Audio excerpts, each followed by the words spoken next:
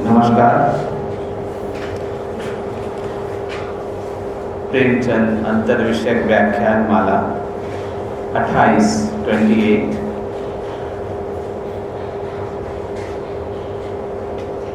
आज के हमारे वक्ता हैं डॉक्टर सज्जाद आलम रिजवी जी। आप इतिहास विभाग प्रेसिडेंसी विश्वविद्यालय के उन थोड़े से नामी गंभीर विद्वानों में से एक हैं जिनका शोध कार्य अंतर्राष्ट्रीय स्तर का होता है।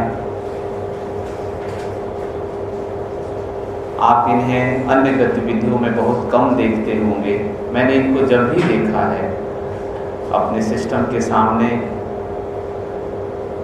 शोधरत देखा है, अध्ययनरत नहीं, शोधरत।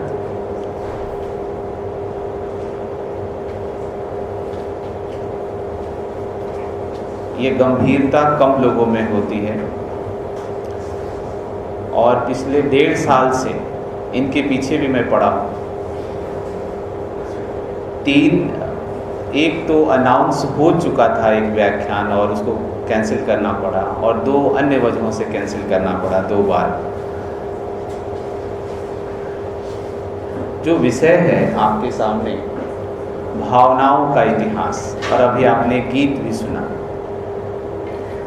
मैं पल दो पल का शायर हूँ, पल दो पल मेरी जवानी है।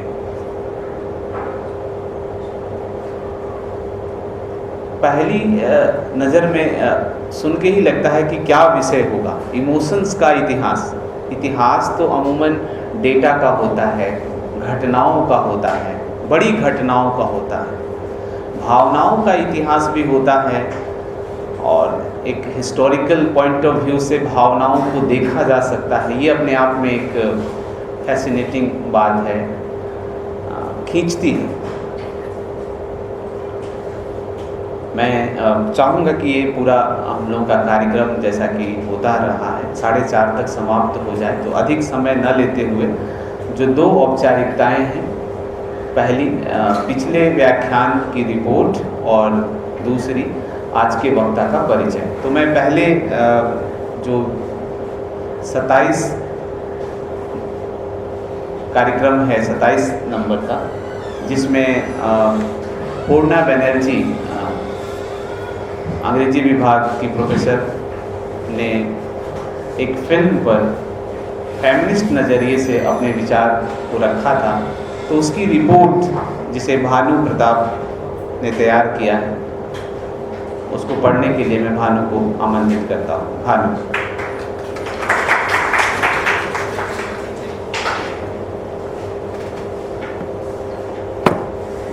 धन्यवाद सर।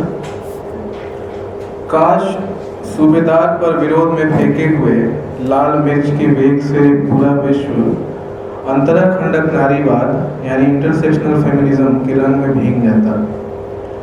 27 मार्च 2019 को प्रेसिडेंसी विश्वविद्यालय के हिंदी विभाग में प्रेमचंद अंतर विषयक व्याख्यान माला 27 के अंतर्गत डॉक्टर पूर्णा बनर्जी और प्रोफेसर अंग्रेजी विभाग ने केतन मेहता के फिल्म मिर्च मसाला को केंद्र में रखकर अंतराखंडक नारीवाद पर हमारे सभागार में विशेष व्याख्यान दिया।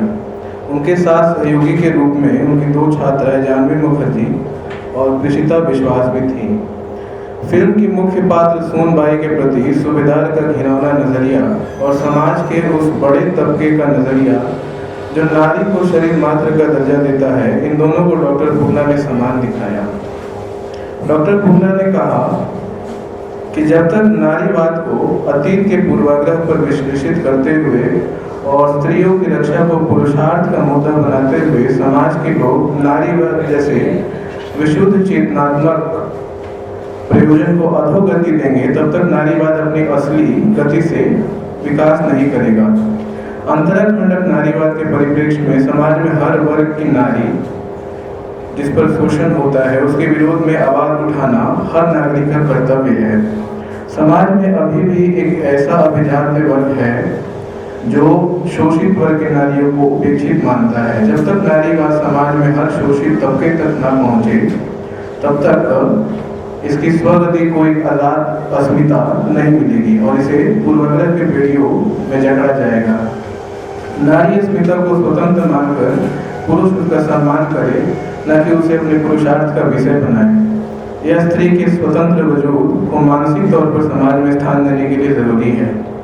संचालन करते हुए विभाग के अध्यापक डॉक्टर ऋषि भूषण चौबे ने फिल्म के संदर्भ में नारीवाद के परिप्रेक्ष्य में प्रयोग की जाने वाली दो महत्वपूर्ण पंक्तियां पर्सनल इज पॉलिटिकल और स्त्री पैदा नहीं होती बना दी जाती है पर वक्ताओं से प्रश्न किए।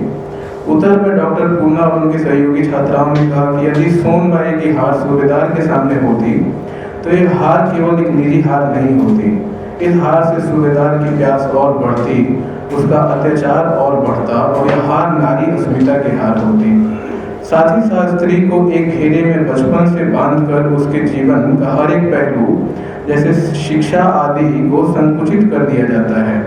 अंतर का होना तो स्वाभाविक है, मगर दक्षता जहाँ तक देखा जाता है नारी पर थोपा जाता है।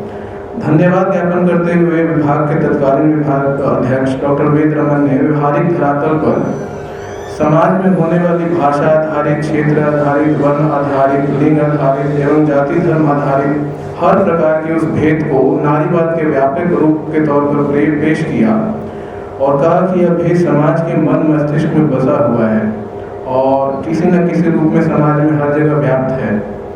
व्याख्यान की शुरुआत में पिछले व्याख्यान की रिपोर्ट स्नातकोत्तर की छात्रा रेशमी सेन ने दिया और वक्ता डॉक्टर पूर्णा बनर्जी का परिचय स्नातकोत्तर की छात्रा गरिमा तिवारी ने दिया। उक्त मौके पर विभाग के वर्तमान अध्यक्ष अनिल गांगुली के साथ अन्य प्रोफेसर और छात्र छात्राओं ने इस वक्ता को व्याख्यान को सफल बनाने में भूमिका निभाई। धन्यवाद। बहुत बहुत धन्यवाद भानु। अब मैं आज के वक्ता डॉक्टर सज्जाद आलम रिजवी जी के परिचय के लिए लक्ष्मी ठाकुर पीजी की छात्रा को आमंत्रित करूँ।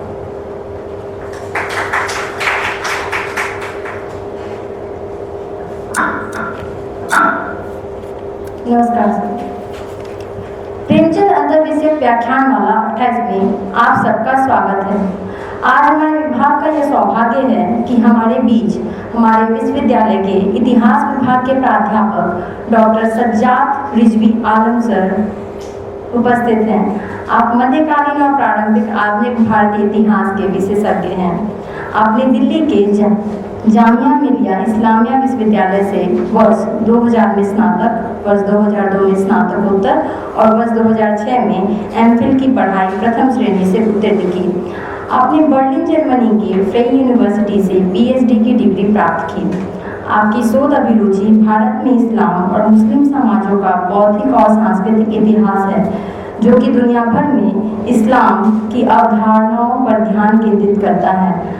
आपने अपने अनुसंधान के हिस्से के रूप में लविंग द मास्टर उत्तर भारत में उपयुक्त भावनाओं पर बहस पर अपना शोध प्रबंध लिखा। आपने 1998 आधुनिक अरबी और अंग्रेजी अनुवाद में डिप्लोमा की डिग्री जेमाय विश्वविद्यालय से नई दिल्ली से प्राप्त की। आप उर्दू, अंग्रेजी, हिंदी, फारसी, अरबी, बांग्ला और जर्मन जैसे कई भाषाओं के ज्ञाता भी रहे हैं। आप कई वार्ताओं के हिस्से भी बने रहे। वर्ष 2011 में दक्षिण एशियाई स्नातक सम्मेलन के लिए शिकागो विश्वविद्यालय में लविंग मास्टर डिसिप्लिन रिलेशनशिप और कॉन्टेक्ट कॉन्सेप्ट पर एक पेपर प्रस्तुत किया। आपने वर्ष 2011 में हार्वर्ड विश्वविद्यालय में आयोजित एक पीएचडी छात्र कार्यशाला में भाग भी लिया। आपको 21वें यूरोपीय सम्मेलन में मॉडर्न साउथ एशियन स्टडीज के लिए बॉन विश्वविद्यालय में आमंत्रित भी किया गया, जहां आपने भारतीय सूफियों द्वारा संकल्पनात्मक भावनाओं को व्यक्त किया और आत्मा को शुद्ध करने पर एक शोध पत्र प्रस्तुत किया। आपने उर्दू और अंग्रेजी में कई अनुवाद भी किए। आपका शोध प्रबंध सामान्य रूप से उपयुक्त भावनाओं पर बहस और विशेष रूप से भावनाओं के इतिहास के दृष्टिकोण से प्यार की अवधारणाओं की पड़ताल करता है। अपने ईश्वरीय प्रेम और गुरु शिष्य संबंधों में भावनाओं की भूमिका की जांच की। आपने सूफी विचारों और कथाओं, इस्लाम का इतिहास, मध्यकालीन और प्रारंभिक आधुनिक भारतीय इतिहास, भावनाओं का इतिहास और वैचारिक इतिहास पर गहन अध्ययन किया। भावनाएं हमारे जीवन के साथ उसी प्रकार जुड़ी रहती हैं जिस प्रकार सूर्य के साथ किरण, फूलों के साथ सुगंध। हर क्षण हमारे मन में असंख्य भावनाएं उमड़ती रहती हैं। यदि भावनाएं न रहें तो मनुष्य जीवन ही समाप्त हो जाएगा, उसकी गतिशीलता ही समाप्त हो जाएगी। भावनाओं के इस इतिहास को मूर्त रूप में व्याख्यायित करने के लिए सर आपका स्वागत है। बहुत बहुत धन्यवाद लक्ष्मी, आपने बहुत सुंदर परिचय तैयार किया है और आप लोगों ने देखा कि सज्जाद रिजवी जी का कैनवस कितना बड़ा है। इस हम लोग बराबर ही हैं उम्र में, हाँ, लेकिन दुनिया के आधे मुल्क लगभग इन्होंने देख लिया, दर्शन कर लिया और अपनी वैचारिक बातें रख ली। अब मैं आपको और नहीं तड़ पाऊँगा। डॉक्टर सज्जाद आलम रिजवी सर।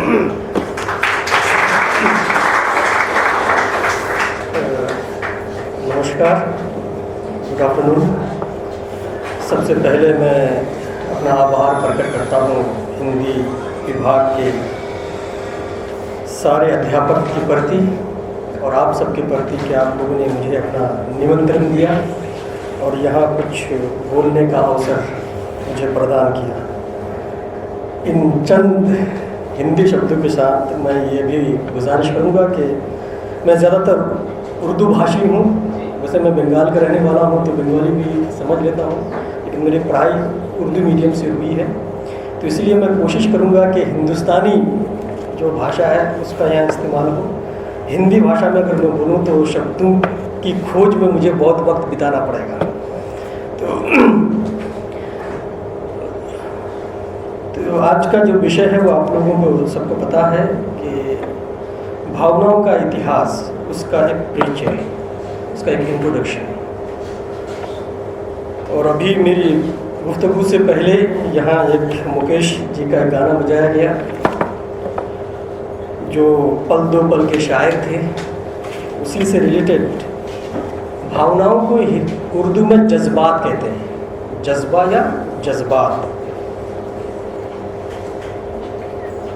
तो उसके संदर्भ में दो शेर हैं, आप सुन लें। लफ्ज़ों के हेर फेर से बनती नहीं है गज़ल, लफ्ज़ों के हेर फेर से बनती नहीं है गज़ल, शेरों में थोड़ी गर्मी जज्बात भी तो हो। यानी जो आपके शेर हैं, पोएम हैं, उसमें जज्बात की ज़रूरत है, सिर्फ शब्दों के उलट फेर से गज़ल नहीं बनती। और एक दूसरे शायर कहते हैं कि मेरे जज्बात आंसुओं वाले, मेरे जज्बात आंसुओं वाले, शेर सब हिचकियों से लिखता हूँ। तो ये शायरों के यहाँ जज्बात और जो भावनाएं हैं उनको बयान करने का अंदाज़ अलग है, लेकिन जब हम इतिहास के संदर्भ में भावनाओं के अध्ययन का या उसको स्टडी करने का जो प्रयास करते हैं, तो उस वक्त फिर जो भावनाएं या इमोशंस, उनकी परिभाषा अलग होती है। अगर आप डिक्शनरी में शब्दकोश में देखें तो इमोशंस के बारे में कहा जाएगा कि a strong feeling deriving from one circumstances, mood और रिलेशनशिप विद अदर्स। कि भावनाएं या इमोशंस एक स्ट्रॉन्ग फीलिंग है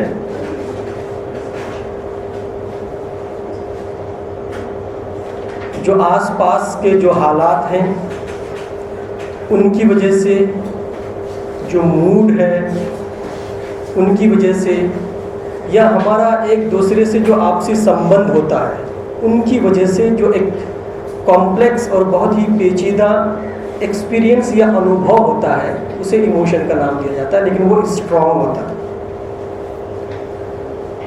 दूसरे लोग कहते हैं कि a complex experience of consciousness, bodily sensations and behaviour, ये भावनाएं हैं या इमोशंस हैं।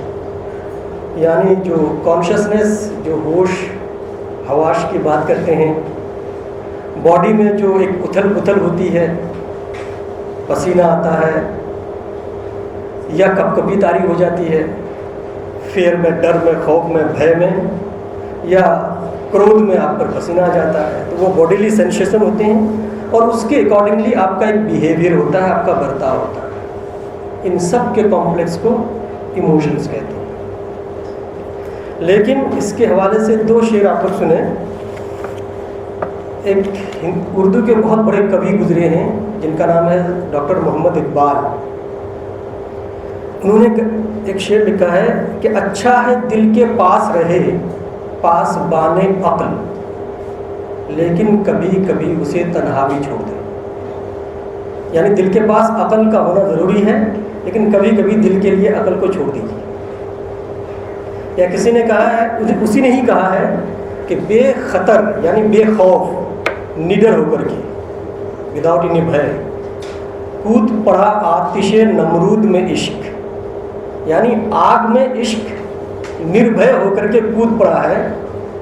अक्ल थी महवे तमाशाए लबे बाम, अभी अक्ल अभी तमाशा ही देखती रहेगी। यानी आप बुद्धि और जो आप माइंड को लेकर के, इंटेलेक्ट को लेकर के सोचना चाहेंगे तो काम नहीं करेंगे, इश्क काम कर चुका हो। यहीं से एक धारणा बनी है और हम लोग हमेशा सोचते हैं और बात भी करते हैं आपसी बातचीत में कि भाई जज्बात में मत जाओ, होश से काम। तो ये एक डायकोटोमी तैयार होती है कि जो इमोशन है, भावनाएं हैं, ये अलग चीज़ हैं और जो इंटेलेक्ट है, अक्ल की है, बुद्धि की जो बात है वो अलग है। इसे आप कार्टेशियंस डुअलिज्म जिसे कहते हैं कि माइंड और बॉडी दोनों अलग अलग चीज़ हैं। इसके संदर्भ में बहुत से लोगों ने इमोशन को देखा। लेकिन क्या ये यही है जो इकबाल कह गए कि अक्ल अलग है, इश्क अलग है, या कुछ और भी है? तो उसके लिए 2-3 पहले मैं शेर सुना देता हूँ, फिर अपनी तरफ बात करता हूँ। इस कदर भी तो न जज्बात पे काबू रखो, जज्बात समझ के आप लोग भावनाओं को कहते हैं। इस कदर भी तो न जज्बात पे काबू रखो, थक गए हो तो मेरे कंधे पे बाजू रखो।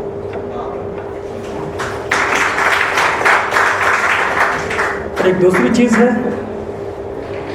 बेखुदी ने कर दिया जज्बाते दिल से बेनियाज। एक बेखुद हो जाते हैं, अपने आप को खो देना। वो एक स्थिति होती है कि इस स्थिति में जब इंसान होता है तो अपने दिल के जज्बात से बिल्कुल वो लापरवाह हो जाता है।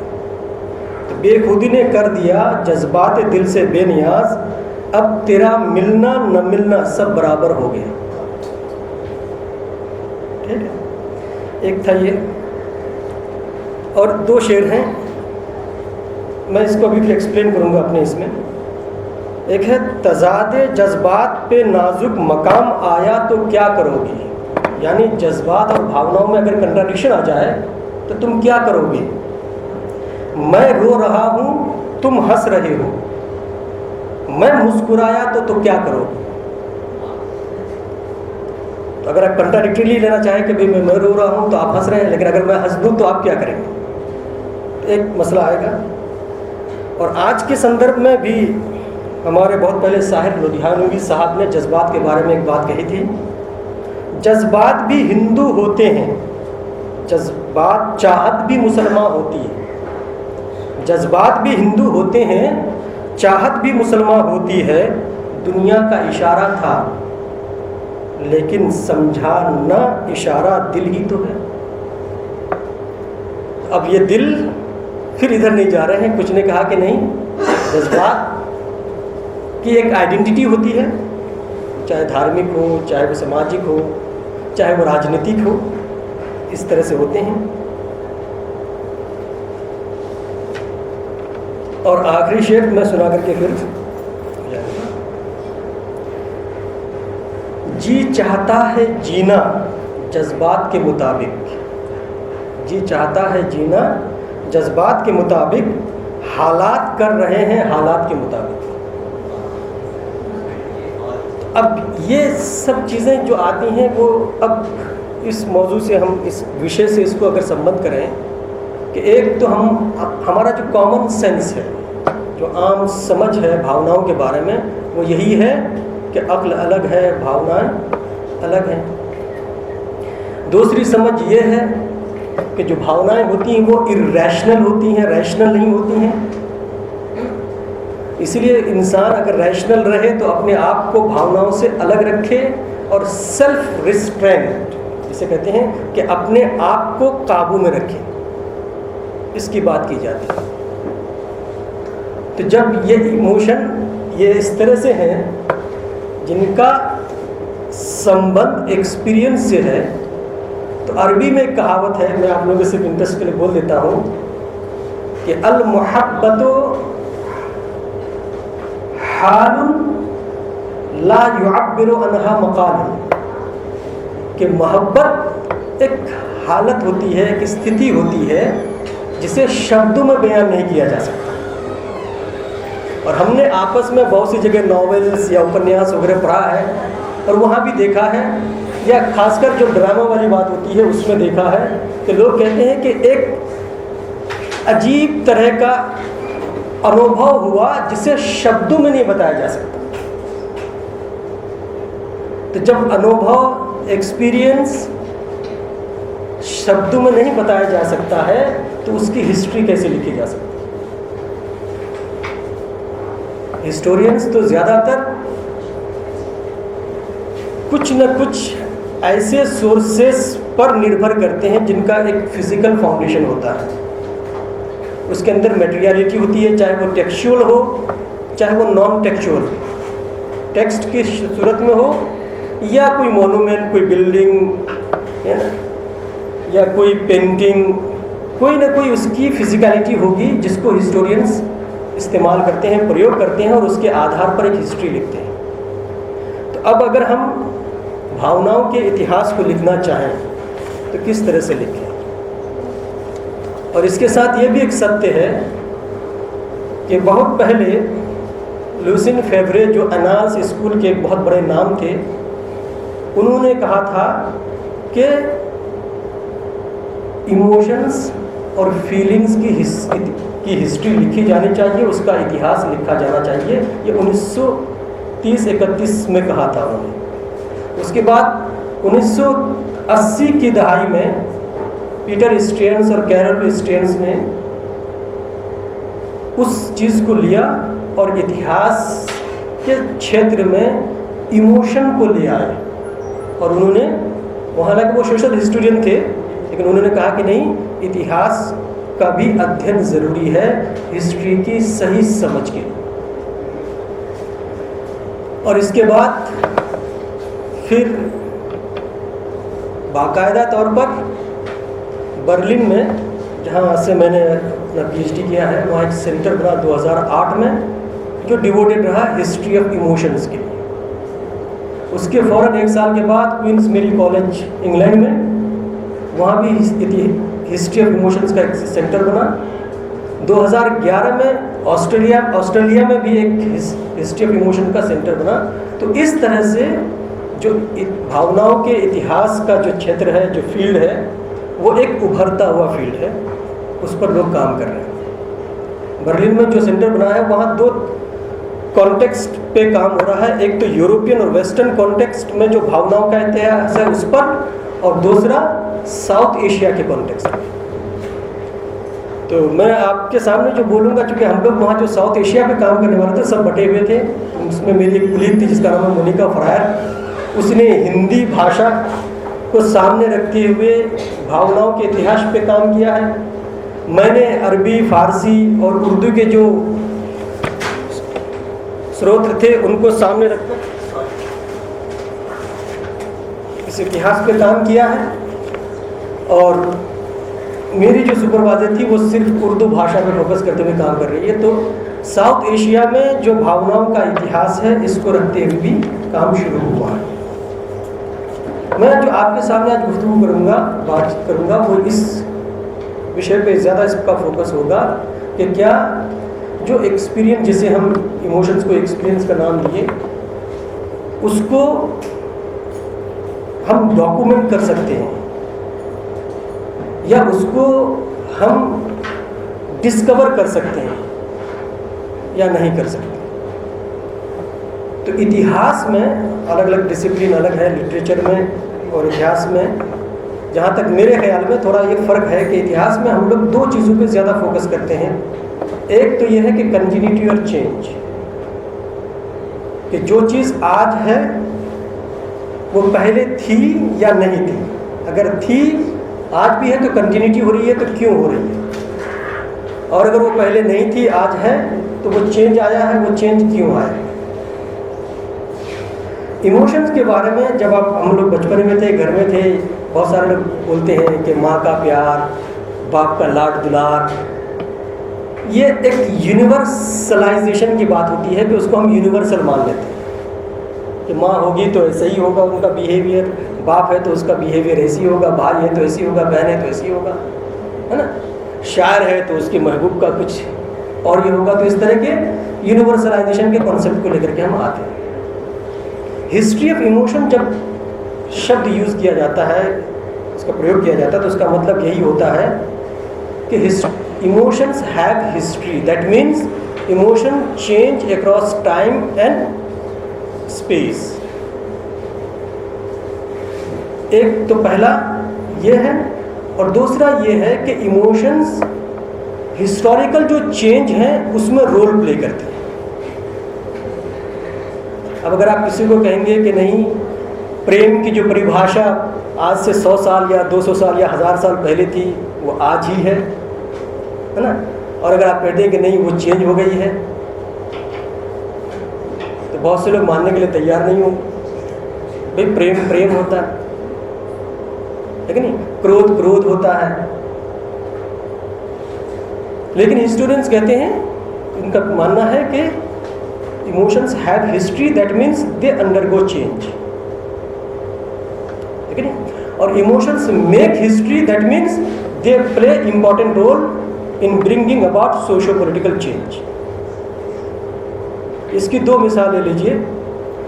आप में से कितने लोग अभी बहुत ये हैं, लेकिन पहले ज़माने में जब हम लोग मूवी देखते थे, लैला मजनू और शीरीन फरहाद, सोनी मेहवाल, तो वहाँ होता था कि भी दिल भी दिया है तो जान भी देंगे, है ना। और स्टोरी की एंडिंग होती थी ट्रेजेडी में, है ना, ये भी मर गए, है ना। और आज क्या कहते हैं, रास्ते में सुनते हुए गाना मिलता है कि इसमें तेरा घाटा मेरा क्या जाना, है कि नहीं, मूव ऑन। तो इसका मतलब आसानी से समझाने के लिए मैंने बताया कि चूँकि इमोशंस कैसे चेंज होते हैं, क्या पहले उसका परिभाषा कुछ और थी, उसका मीनिंग कुछ और था, उसका अर्थ कुछ और लिया जाता है, लेकिन आज हालात चेंज हो गए हैं। बहुत सारे उसके कारण हैं, टेक्नोलॉजिकल है, इकोनॉमिक चेंजेस आए हैं, पॉलिटिकल चेंजेस आ रहे हैं, सोशोलॉजिकल चेंजेस आ रहे हैं, बहुत सारे चेंजेस हैं। लेकिन अब एक कॉन्टेक्स्ट ऐसा आ गया है कि मूव ऑन की बात हो रही है ना। अब कोई मजनू लैला का साथ नहीं देगा, है ना, कोई फरहाद शीरी के साथ नहीं मरेगा। तो ये इस तरह के चेंजेस आ रहे हैं। अब चाइल्ड केयर ही को लीजिए कि आप अगर आज खुद हमारे हिंदुस्तान में दो तरह का हिंदुस्तान है, एक अर्बन हिंदुस्तान है, एक रूरल हिंदुस्तान है। रूरल हिंदुस्तान में देखिए तो बच्ची की देखभाल या उससे आप अपने स्नेह का व्यवहार किस तरह से करेंगे, उसके कुछ और नॉर्म्स होंगे।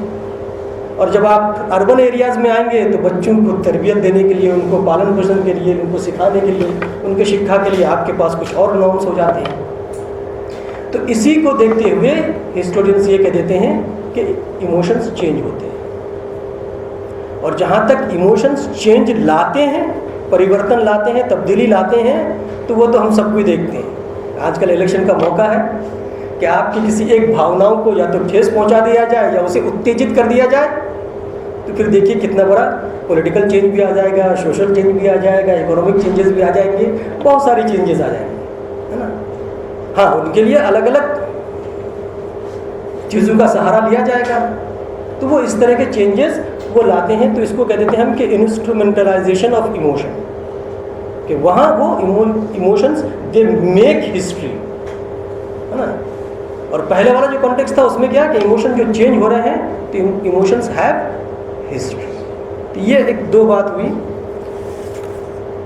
अब रह गई बात कि इमोशंस को किस तरह से पढ़ा जाए या किस तरह से देखा जाए। अब हिस्टोरियंस तो ये नए नए अंदाज में उस क्षेत्र में दाखिल हो रहे हैं। इससे पहले इमोशंस को जिन लोगों ने काम किया है उनमें एक तो साइकोलॉजी के लोग हैं, सबसे ज़्यादा काम किया है। दूसरे एंथ्रोपोलॉजी वाले हैं। तीसरे हैं हमारे कुलिक हिया जी बैठी हैं, सोशियोलॉजी वाले ने काम किया है। और यहाँ इन्होंने हमारे प्रेसिडेंसी में एक जेनेट का कोर्स भी शुरू किया था, तो उन्होंने बहुत काम किया है। फिलोसफी के लोगों ने भी बहुत काम किया है। तो अलग अलग डिसिप्लिन के लोगों के अनुसार इमोशंस की परिभाषा भी अलग है और इमोशंस को समझने और जानने का जो तरीका है, जो मेथड्स है, वो भी अलग अलग है। अगर आप इन डिसिप्लिन्स के अनुसार इमोशंस की परिभाषा को जानने की कोशिश करेंगे तो सबका जो सारांश निकलेगा, खुलासा निकलेगा, वो यही होगा कि इमोशंस या तो फोकस करते हैं इनर साइड पे या आउटर साइड पे। इनर साइड का मतलब है एक्सपीरियंस और आउटर साइड का मतलब है एक्सप्रेशंस या bodily manifestations of your experience. इस तरह से लोगों ने काम शुरू किया कि इमोशंस को अगर आप पढ़ना चाहें, इन लोगों ने जो या तो एंथ्रोपोलॉजी के हैं, सोशियोलॉजी के हैं, फिलोसफी के हैं या साइकोलॉजी के हैं।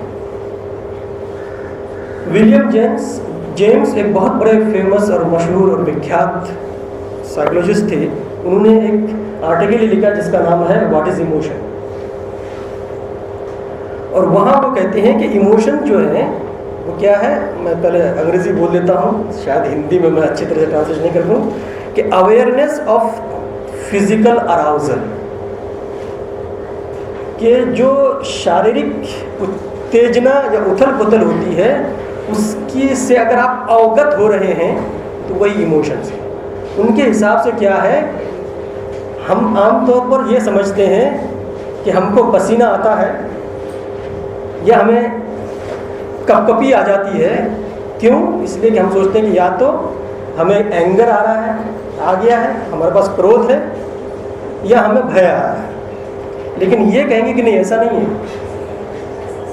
कि पहले आपके बॉडी में चेंज आए हैं, परिवर्तन आता है, उसके बाद आपको वो अनुभव होता है। तो बॉडीली अराउजल या sensation comes first and then comes emotion. Okay, तो ये आपके विलियम जेम्स साहब थे, इन्होंने ये कहा। जहाँ तक फिलोसोफर की बात है तो वो लोग भी इमोशंस का अध्ययन करते हैं और उनमें कॉग्निटिविस्ट जो साइकोलॉजिस्ट हैं और फिलोसोफर्स हैं, वो लोग इमोशन के जो कॉग्निशन का डायमेंशन होता है, कॉग्निशन को हिंदी में आप संज्ञानात्मक जिसको कहते हैं कॉग्निटिव, उस तरह का मीनिंग ले सकते हैं कि वो कॉग्निटिव जो एस्पेक्ट इमोशन का है वो ज़्यादा इम्पोर्टेंट है, जो बॉडीली अराउजल है वो इम्पोर्टेंट नहीं है। ये इस तरह से कॉग्निटिव साइकोलॉजिस्ट और फिलोसोफर्स ज़्यादातर कॉग्निशंस पे जोर देते हैं। वो क्या कहते हैं कि असल में क्या होता है कि हम अपने माइंड में, अपने दिमाग में पहले कुछ अप्राइजल करते हैं, जायज़ा लेते हैं, टटोलते हैं, उसके बाद उसको इवैल्यूएट करते हैं, कोई भी सिचुएशन जो हमारे सामने आती है, और उसके बाद हमारा एक जजमेंट होता है। उस जजमेंट के अनुसार ही हमें भावनाओं का क्या होता है, एहसास होता है, जो हमारे जज्बात हैं उसका एहसास होता है, फिर उसको हम नाम देते हैं। इसी फील्ड में एक स्कॉलर है जिनका नाम है विलियम एम रेड्डी। इन्होंने हिस्ट्री ऑफ इमोशंस पे बहुत सारा काम किया है। उन्होंने कहा कि अब आप लोग लिटरेचर के आदमी और सब लोग अवगत होंगे स्पीच एक्ट थ्योरी से। जॉन ऑस्टिन की एक थ्योरी है, स्पीच एक्ट थ्योरी, और वो ये है कि जो भी स्टेटमेंट्स या अटरेंस या जो भी हम बात बोलते हैं उसके दो फॉर्म होते हैं। एक को वो नाम देते हैं कॉन्स्टिट्यूटिव का और दूसरे को नाम दे देते हैं परफॉर्मेटिव का। यानी हमारे जो वाक्य, सेंटेंस को वाक्य बोलते हैं ना, तो जो वाक्य हमने बोला उससे दो काम होते हैं। या तो ये होता है कि कोई स्टेट ऑफ अफेयर्स है, कोई स्थिति है, उसके बारे में हमने कुछ बोला और हमारा जो स्टेटमेंट है वो या तो झूठ हो या सच हो सकता है, दोनों में से कुछ भी होगा। अगर इस तरह का स्टेटमेंट है, वाक्य है, तो उसको कॉन्स्टिट्यूटिव कहेंगे। दूसरा क्या है कि जब हम कोई भी स्टेटमेंट देते हैं कभी कभी, तो उस स्टेटमेंट के साथ हम कुछ परफॉर्म भी कर रहे होते हैं। जैसे मैं कहूँ कि मैं बोल रहा हूँ, तो ये क्या है, यहाँ एक परफॉर्मेटिव एक्ट है। वो ज़्यादातर जो जॉन ऑस्टिन है उसने जो शादी ब्याह में जो मुसलमान लोग कबूल है बोलते हैं और कुछ लोग आई डू बोलते हैं, उस सब शब्दों को या एग्जाम्पल के ज़रिए से, उदाहरण के ज़रिए से बताया है कि कुछ स्टेटमेंट ऐसे होते हैं जो परफॉर्मेटिव होते हैं। तो अगर कॉग्निटिव एस्पेक्ट हम जो इमोशन का उसको ले लें तो वो जजमेंट होगा, अप्राइजल होगा, इवोल्यूशन होगा और उसके बाद हम उसे कुछ नाम देंगे। लेकिन विलियम रेड्डी कहता है कि इमोशंस के बारे में जो भी स्टेटमेंट है, अगर आप करें कि आई एम हैप्पी, है ना, तो ये स्टेटमेंट न तो कॉन्स्टिट्यूटिव है न वो परफॉर्मेटिव है। और उसके लिए उसने एक नया टर्म कॉइन किया है और उसको नाम उसने दिया इमोटिव का। कि जब हम इमोशंस को एक्सप्रेस करते हैं तो विलियम रेड्डी के अनुसार इमोशंस को जानने के लिए न तो हमें कॉग्निशन का सहारा लेना है, न जो शारीरिक जो फिजिकल अराउजल है उसको देखना है। हमें क्या देखना है कि वो इंसान क्या बोला, क्योंकि उस वाक्य के ज़रिए से ही वो क्या करता है कि they are articulating their feelings, कि वहाँ वो फीलिंग को आर्टिकुलेट करते हैं। उसमें मीडिएशन का काम होता है, निगोशिएशन का काम होता है। जो आपकी स्थिति है और आपके शब्दों के बीच में जो एक संबंध है उसको जब आप इस्टेब्लिश कर देते हैं तभी आप इमोशंस को डिस्क्राइब कर सकते हैं। तो इसलिए विलियम रेड्डी ने कहा है कि हमको परफॉर्मेटिव और कॉन्स्टिट्यूटिव वाले डायमेंशन में न जा करके सिर्फ स्टेटमेंट पे फोकस करें और उसके बाद जानने की कोशिश करें कि इमोशन क्या है। तो यहाँ तक जो डिस्कशन रहा ये विलियम जेम्स और कॉग्निटिव फिलोसोफर के बीच में रहा कि आप इमोशंस को शारीरिक दृष्टिकोण से देखेंगे या इमोशंस को संज्ञानात्मक दृष्टिकोण से देखेंगे। एक दूसरे स्कॉलर हैं जो हिस्ट्री ऑफ इमोशंस की ही फील्ड की हैं, जिसका नाम है बारबरा रोज़नवाइन। उसने अपने कई एसेज में और 2 बुक्स भी उनकी हिस्ट्री ऑफ इमोशन की फील्ड में उन्होंने बताया है कि देखिए 2 तरह के अप्रोचेज हो सकते हैं इमोशंस को के अध्ययन के लिए। एक अप्रोच तो है जिसे हम कॉग्निटिविस्ट का नाम देते हैं और उसके अनुसार जो भावनाएं होती हैं वो इसलिए होती हैं कि एक इंसान उस स्थिति जो उसके सामने होती है उसको या तो अपने लिए हार्मफुल समझता है या बेनिफिशियल समझता है।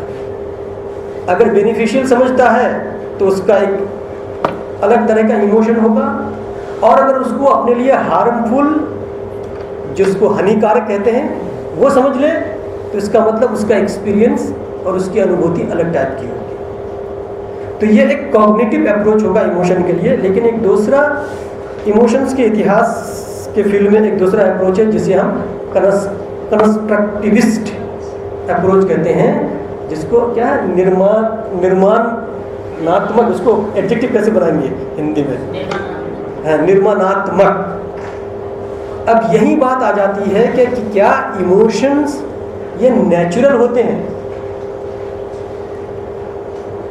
तो बहुत से लोगों का मानना है कि इमोशंस नेचुरल नहीं है ना। तो नेचर और नर्चर या नेचर और कल्चर में दोनों फर्क करते हैं कि पहले के लोग या बहुत सारे अभी भी साइकोलॉजिस्ट है ना, या आजकल जो लोग न्यूरो साइंस में काम करते हैं उन लोगों का मानना यही है कि ये नेचुरल है, ये ह्यूमन बीइंग जहाँ भी होंगे उनके साथ इस तरह के इमोशंस होंगे। लेकिन ये जो कंस्ट्रक्टिविस्ट जो अप्रोच है इनका मानना है कि ऐसा नहीं होता, बल्कि हर कल्चर, हर समाज और हर सोसाइटी में इमोशंस को सीखा जाता है, उनको सिखाया जाता है और उनके जो कॉन्सेप्ट होंगे इमोशंस के वो उस सोसाइटी के अनुसार ही होंगे, स्पेसिफिक टू दैट सोसाइटी। तो अब यहाँ क्या हो गया कि emotions are constructed not given, कि यह है कि हमें नेचर की तरफ से ये भावनाएं मिल जाती है, ऐसा नहीं है, बल्कि कल्चर, समाज, सोसाइटी जहाँ हम रहते हैं वहीं से हमको ये इमोशंस मिलते हैं और वहीं हम सीखते हैं और उनको एक्सप्रेस करने के जो तरीके हैं या जो भाषा है, जो माध्यम है, उनको भी सीखते हैं, इसलिए हम इमोशंस को बता पाते हैं। तो इस तरह से बारबरा रोज़नवाइन ने कहा कि इन दोनों अप्रोचेस को, चाहे वो कॉग्निटिविस्ट अप्रोच हो जो मेंटल एस्पेक्ट पे ज़्यादा फोकस करता है, या जो कंस्ट्रक्टिविस्ट अप्रोच है जो सोसाइटी और कल्चर को ज़्यादा महत्व देता है, इन दोनों को सामने अगर एक साथ लेकर के हम अध्ययन करें तो हम ये को मालूम होगा कि ये हमको आसानी होगी भावनाओं के इतिहास लिखने में। वो ये कहती है कि this views together point a way to a history of emotions that looks at two complementary issues, what people consider conducive to their will और वो लाभ और क्षति, and what possibilities culture provide for the expressions of their feelings.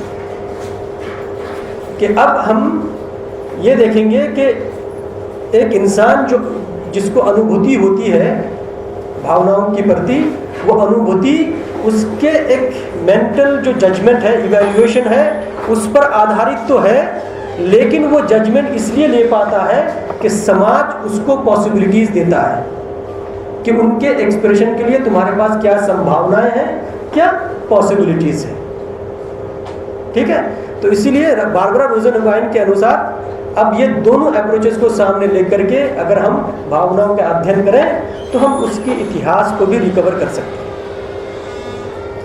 इसी से related एक अभी मैंने नाम लिया था कि पीटर स्टेन्स और कैरल स्टेन्स ने 1980 की दहाई में इमोशंस को हिस्ट्री के क्षेत्र में लाने में बहुत बड़ी भूमिका निभाई है। उन्होंने इसके लिए एक शब्द यूज़ किया है जिसको उसने नाम दिया इमोशनोलॉजी।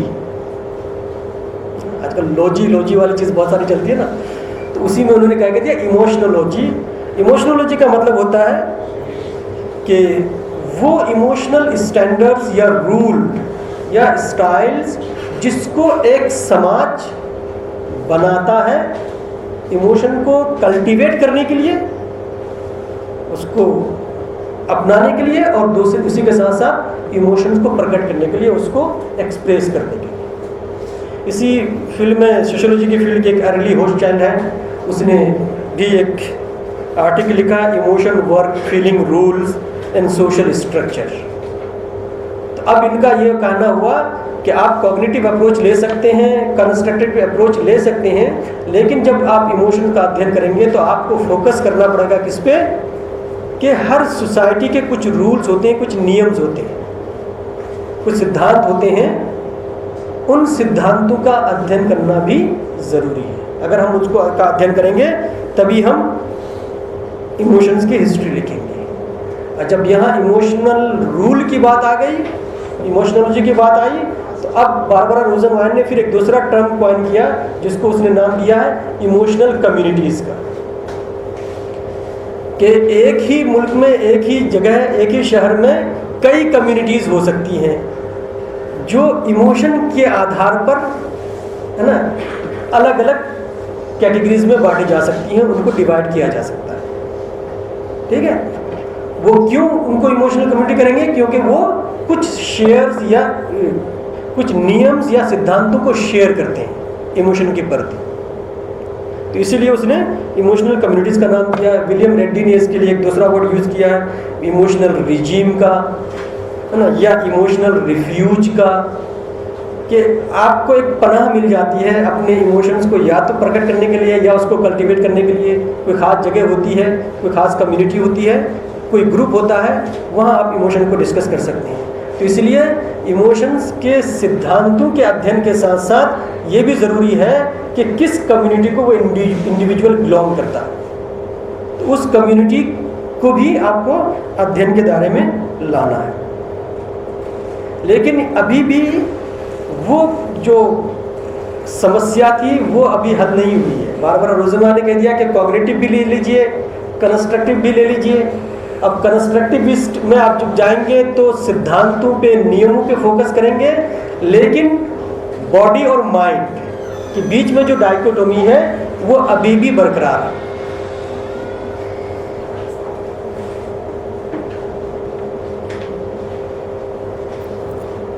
ठीक है, तो वो अभी भी बरकरार है। तो उसको कैसे दूर किया जा सकता है कि जो लोग कॉग्निटिव अप्रोच रख रहे हैं उनके हिसाब से तो अभी भी हिस्ट्री ऑफ इमोशंस लिखना बहुत मुश्किल काम है।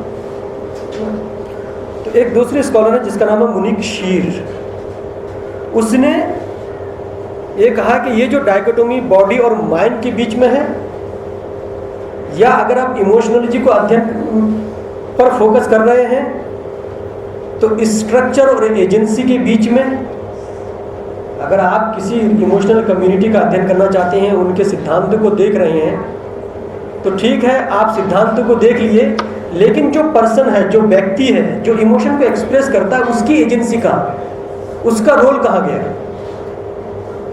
कि ठीक है, हमारे समाज में कुछ रूल्स हैं इमोशंस के, लेकिन वो सारे जो रूल्स हैं उनके खिलाफ भी तो हम जाते हैं, या कभी न कभी हम निगोशिएट करते हैं और अपने लिए कोई ना कोई एक रास्ता निकाल लेते हैं कि हम समाज हमको जो है आउटकास्ट भी न कर दे, है ना, कहते ना कि हुक्का पानी बंद न कर दे, बरादरी से बाहर न कर दे, ये भी होता है। लेकिन हम अपने जो इमोशंस हैं उसको एक्सप्रेस भी कर लेते हैं, या उसके अनुसार कोई अपना बिहेवियर दिखा देते हैं, कोई बर्ताव दिखा देते हैं। तो ये जो डाइकोटोमी है कि अगर आप इमोशनल रूल्स पे फोकस करें या किसी कम्युनिटी पे फोकस करें, तो जो इंडिविजुअल या व्यक्ति है उसकी एजेंसी अध्ययन के इसमें दायरे में नहीं आती, है ना। जो उसकी इंडिविजुअलिटी है, जो उसका पर्सनहुड है, और आजकल मॉडर्निटी और पोस्ट मॉडर्निटी के पीरियड में इंडिविजुअलिज्म और पर्सनहुड पर बहुत ज़्यादा फोकस होता है, व्यक्तित्ववाद, है ना, आप लोग हिंदी में कहते होंगे, इस पे होता है। तो इसलिए मुनिक शीर ने कहा कि देखिए यहाँ एक थ्योरी है और वो हमारे लिए बहुत हेल्पफुल है, और वो थियरी है बोर्दियो साहब की, एरी बोर्दियो। हैबिटस बोलते हैं फ्रेंच में। हैबिटस की थ्योरी होती है कि देखिए, जिसमें वो कल्चरल कैपिटल की भी बात करेंगे, हैबिटस की भी बात करेंगे, और उसके बाद वो फील्ड की भी बात करेंगे, उसके बाद डॉक्सा की बात करते हैं और हेक्सिस की बात करते हैं। इसका आसान शब्द में मैं सिर्फ समझा दूँ कि एक इंसान जब से वो पैदा होता है वो तब से कुछ ना कुछ वो सीखता है ना, वो सारी चीज़ वो स्टोर करता है, और उसी वक्त से ये भी वो सीख जाता है कि जो सीखे हुए हैं उसको कैसे अपने स्वार्थ के लिए, अपने फ़ायदे के लिए उसको यूज़ भी करना। तो ये सारी चीज़ कल्चरल कैपिटल बन जाएगी उसके लिए। एक फील्ड है जहाँ उसको वो काम करना है ना, जहाँ अपने इमोशंस के साथ उसको निगोशिएशन करना है, और जो समाज के जो सिद्धांत हैं उनके साथ भी निगोशिएशन करना है। इन दोनों को सामने रखते हुए, है ना, वो एक अपनी एक अंडरस्टैंडिंग बना लेता है, जिसको आप हैबिटस कह सकते हैं, कि उसमें उसका बॉडीली भी ये होता है, जो कल्चर उसको एक कैपिटल देता है, एक कहते हैं ना विरासत देता है, कल्चर से मिलता है, वो उनको भी लेता है और सबको सामने लेकर के वो काम करता है। तो इसलिए मुनिक शीर ने कहा कि हम अब इमोशनोलॉजी या इमोशनल रूल या स्टैंडर्ड पर फोकस न करके हम ये वर्ड यूज़ करें इमोशनल प्रैक्टिसेस का, क्योंकि बोर्डियो से आप थ्योरी ऑफ प्रैक्टिस के लिए जाना जाते हैं। तो इमोशनल प्रैक्टिसेस हैं, इन इमोशनल प्रैक्टिसेस में सारी चीज़ें आती हैं, चाहे वो मेंटल वाली हो, चाहे वो फिजिकल हो, है ना, चाहे वो एक स्पेसिफिक कॉन्टेक्स्ट हो कम्युनिटी का। इन सब को अगर आप अध्ययन के दायरे में लाके आते हैं तो वो इमोशनल प्रैक्टिसेस में आ जाएंगे। तो इसीलिए एक इतिहासकार जो भावनाओं के इतिहास को लिखना चाहे तो उसके लिए है कि वो जो एक एनालिटिकल जो कैटेगरी या टर्म्स यूज़ करे तो वो इमोशनल प्रैक्टिसेस का, ठीक है। तो ये थी मुनीक शीर साहब। लेकिन इसके साथ भी एक प्रॉब्लम है। वो प्रॉब्लम ये है कि हमने इमोशनल प्रैक्टिसेस का शब्द यूज़ किया या टर्म यूज़ किया, है ना, इमोशंस की हिस्ट्री के लिए, लेकिन ये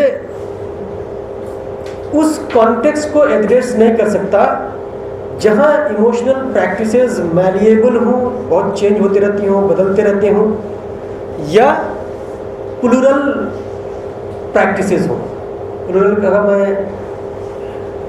जो डिक्शनरी भाषा जानता हूँ बहुवचन वाला, लेकिन ये कि कई इमोशनल प्रैक्टिसेस एक साथ हों, है ना, ये हो जाए, या इमोशनल प्रैक्टिसेस चेंजेस भी हों, या कम्युनिटी बेस्ड और स्पेशली डिफाइंड और टेम्परली कंटेक्चुअलाइज्ड। एक कम्युनिटी है, एक स्पेस है और एक टाइम है।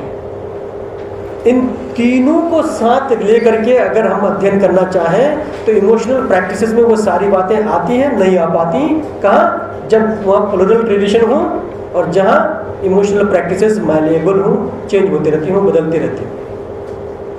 तो इसलिए एक दूसरे इतिहासकार हैं जिनका नाम है बेनो गैमरिल, उसने कहा कि नहीं, इमोशनल स्टैंडर्ड भी यूज़ नहीं करेंगे, इमोशनल प्रैक्टिसेस भी नहीं करेंगे, इमोशनल स्टाइल का वर्ड यूज़ करेंगे कि ईच एंड एवरी कम्युनिटी, है ना, has emotional styles and their, एक साथ कई स्टाइल हो सकते हैं और उन स्टाइल में से एक इंसान जिस किसी को भी अपना ले और उसके अनुसार वो इमोशनल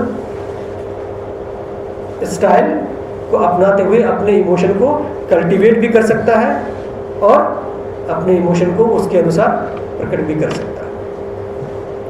तो ये तो हुए थ्योरेटिकल और मेथोडोलॉजिकल प्रॉब्लम्स कि कोई इंसान अगर भावनाओं का इतिहास लिखना चाहे तो पहले इमोशंस को कैसे डिफाइन किया जाए, उसको माइंड में लोकेट करें या बॉडी में लोकेट करें या कल्चर में लोकेट करें या नेचर में लोकेट करें। फिर अगर इतनी जगह हमने लोकेट कर दिया तो फिर हमारा एनालिटिकल टूल क्या होगा कि कौन ऐसे शब्द या टर्म्स होंगे जिनको आधार बनाकर हम उसको स्टडी करेंगे। किसी ने कहा कि इमोशनल रूल है, उसको देखिए, इमोशनोलॉजी को देखिए, किसी ने कहा कि इमोशनल प्रैक्टिसेस को देखिए, किसी ने कहा कि नहीं इमोटिव को देखिए, जो स्टेटमेंट इमोशंस के बारे में हैं उन्हीं को आप देखेंगे, क्योंकि वही हैं जो इमोशन को बता सकते हैं, बाकी दूसरे कोई नहीं बता सकते। तो ये अलग अलग तरह के मेथोडोलॉजिकल प्रॉब्लम्स हैं जिनको इतिहासकारों ने ना सामने रखते हुए इमोशंस की हिस्ट्री लिखने की कोशिश की है।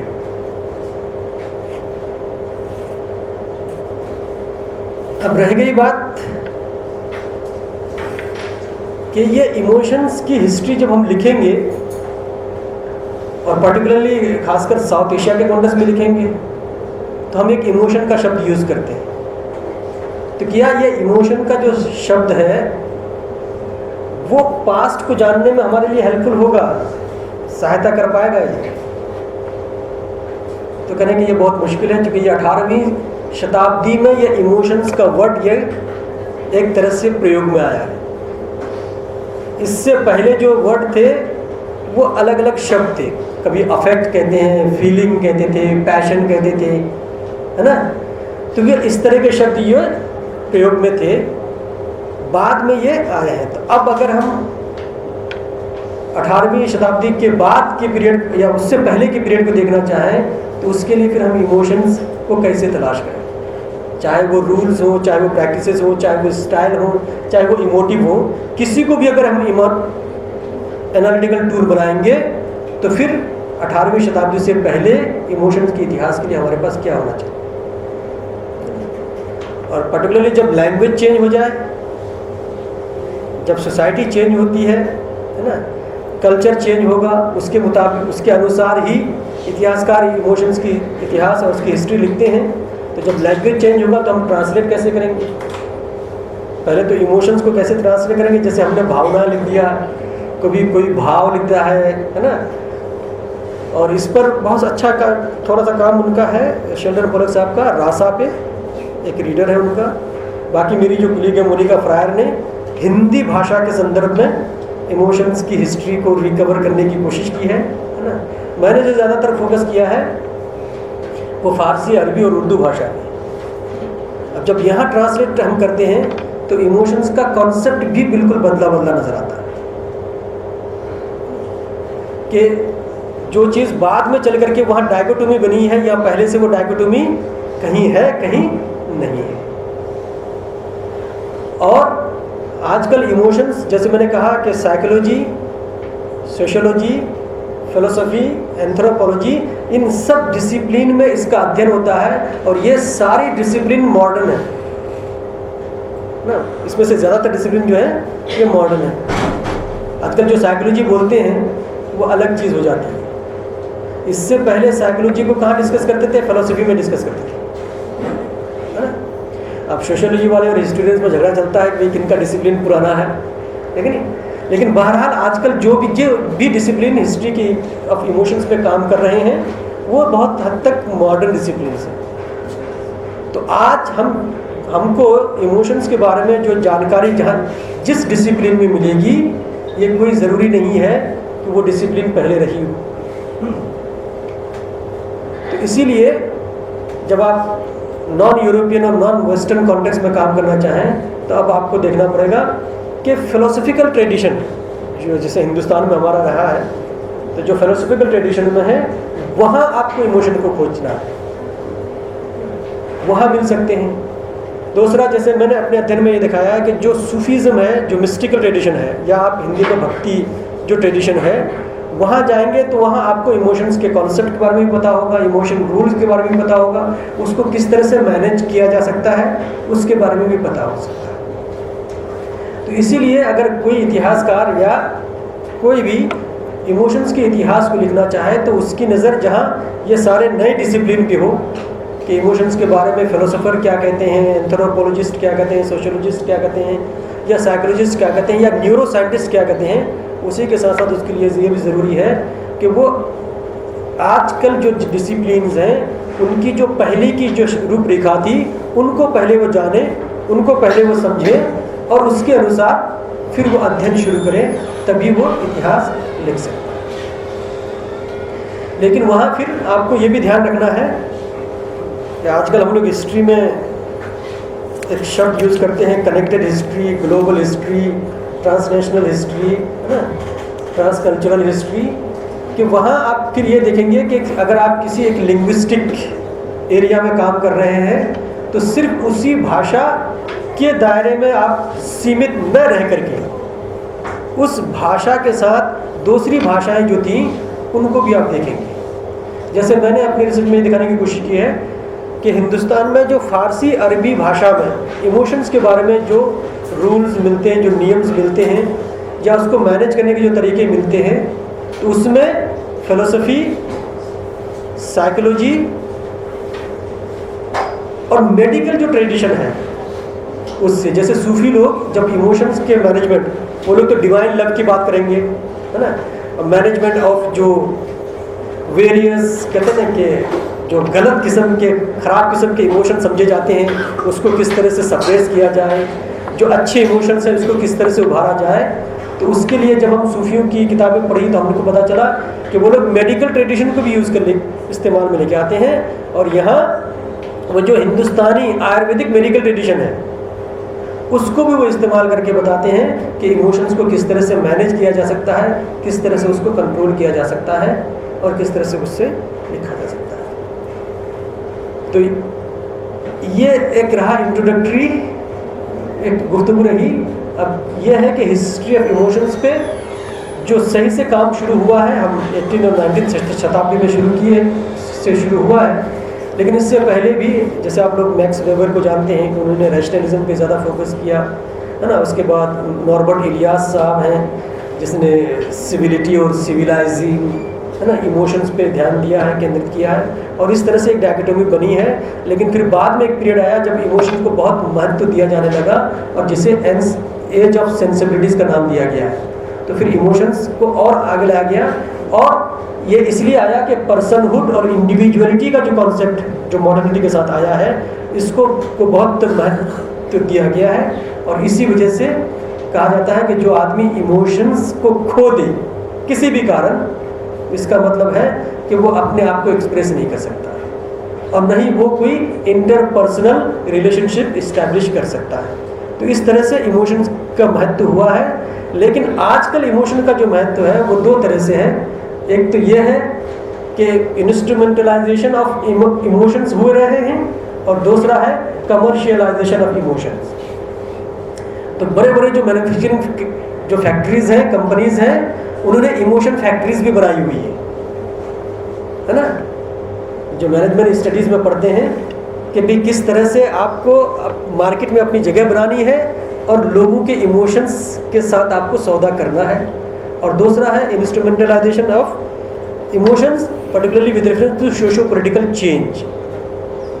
कि आप कहीं भी न्यूज़ देखिए, अखबार देखिए, या भी किसी भी भाषण या स्पीच को सुन लीजिए, तो आपको पता चला कि इमोशन किस तरह से उसको इंस्ट्रूमेंट बना करके सोशो पॉलिटिकल चेंज लाने की कोशिश हो रही है। तो इस तरह से ये हिस्ट्री ऑफ इमोशंस आजकल एक बर्जनिंग फील्ड है, उभरता हुआ फील्ड है, और लोग इस पर बहुत ज़्यादा दिलचस्पी ले रहे हैं, और अलग अलग जगह इसके नए नए सेंटर्स भी खुल रहे हैं, और इस पर बहुत कई हिसाब से काम करने के एरियाज़ हैं। इमोशन और पावर को देखते हैं, इमोशन और सोशल चेंज को देखते हैं, इमोशंस और रिलीजियोसिटी, अगर द रिटर्न ऑफ रिलीजियोसिटी जो आ रही है ना। जैसे पाकिस्तान के एक संदर्भ में एक स्टडी हुई है, न्यू मुस्लिम और कन्वर्टेड मुस्लिम, है ना, कि आजकल बहुत सारे ऐसे हो जाते हैं ना कि रिलीजियोसिटी के बारे में अलग अलग धारणाएं होती हैं। वो इंसान एक रिलीजियस है, लेकिन एक दूसरा इंसान भी रिलीजियस है, और दोनों में आप अंतर देखेंगे। तो एक रिलीजन और इमोशन को लेकर भी काम हो रहा है, दूसरा लिटरेचर और इमोशन को लेकर भी काम हो रहा है। एक फील्ड ऐसा है जो इमोशन और स्पेस को लेकर भी काम हो रहा है, कि आप जगह भी ये रोल प्ले करता है कि आप किस तरह का इमोशंस आपके अंदर होगा। एक पर्टिकुलर स्पेस है जहाँ आप पर्टिकुलर टाइप के इमोशंस को एक्सपीरियंस करेंगे, दूसरी जगह जाएंगे दूसरे तरह के इमोशंस आएंगे। ये इस तरह से जो मौसम है, एक किताब ये भी आई है, मेरी कुलीग थी और मेरे सुपरवाइज़र हैं, उनमें कंट्रीब्यूटर हैं, उन लोगों ने एडिटेड वॉल्यूम है, मॉनसून फीलिंग्स, है ना, कि मॉनसून को लेकर के 12 मासा आप लोग तो जानते ही हैं, हिंदी भाषा के हैं, कि उनको लेकर जो श्रृंगार का जो एक कॉन्सेप्ट है, उसको लेकर के भी बहुत काम हो रहा है कि जो मौसम सीज़न है उनका भी एक इमोशन की फील्ड में रोल हो रहा है। इमोशंस और लिटरेचर को लेकर के भी काम हो रहा है कि अलग अलग भाषा में। तो बहुत सारे एरियाज़ हैं जिन पे इंसान, है ना, कि ध्यान केंद्रित करके भावनाओं के इतिहास लिख सकता है। मैं इन्हीं चंद बातों के साथ आज की इस प्रेजेंटेशन को मैं यहीं ख़त्म करता हूँ। आप सबका फिर मैं मरतबा बहुत बहुत शुक्रिया अदा करता हूँ कि आप लोगों ने ये मौका दिया कि मैं आपसे हम कलाम हूँ, आपके रूबरू हूँ। शुक्रिया।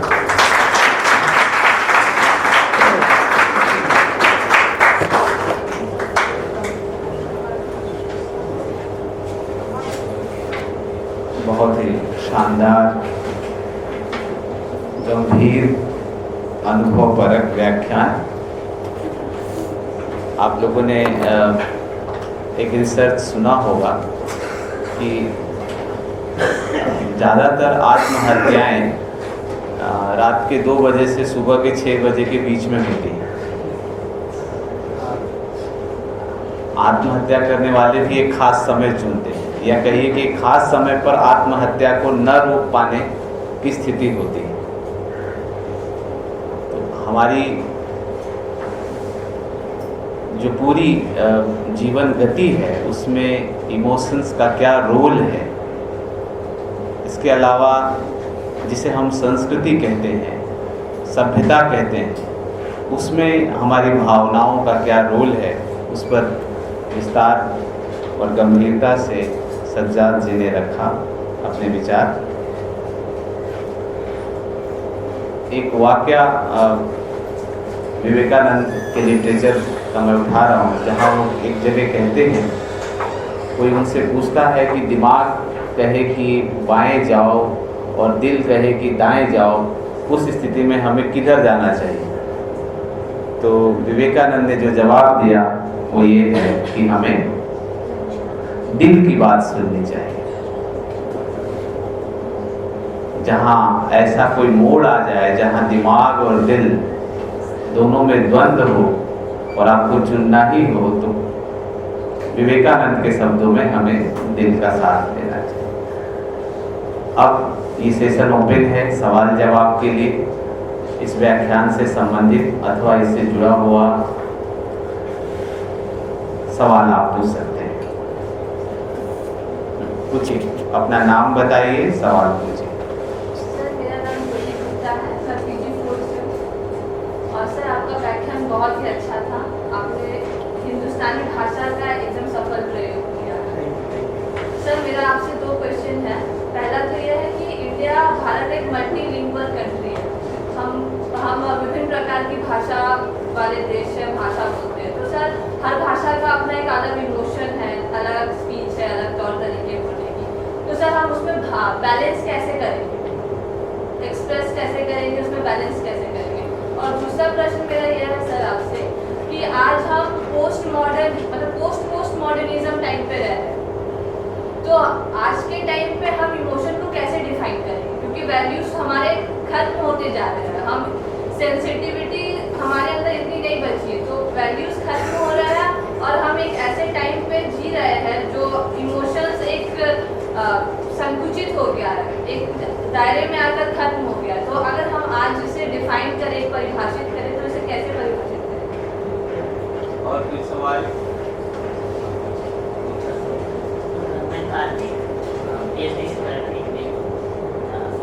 भावनाओं के इतिहास के अध्ययन में जो जन भावनाएं या जन भावना जिनको हम कहते हैं, उनको इतिहासकार किस रूप में देखते हैं? ये पहला प्रश्न। और दूसरा कि जो मतलब इमोशन का रोल लैंग्वेज में किस तरह से, जैसे हम भाषा का प्रयोग करते हैं बोलते वक्त, लिखते वक्त, वहाँ इमोशन का क्या रोल है? क्या इतिहासकार इसको किसी रूप में देख रहे हैं या देख रहे हैं?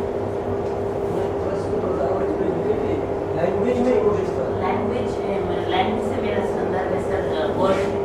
जैसे हम किसी शब्द को कहते हैं कि शुक्रिया कहते हैं, तो यहाँ शुक्रिया के पीछे क्या कोई इमोशनल जैसी चीज़ें हैं? इसको क्या मतलब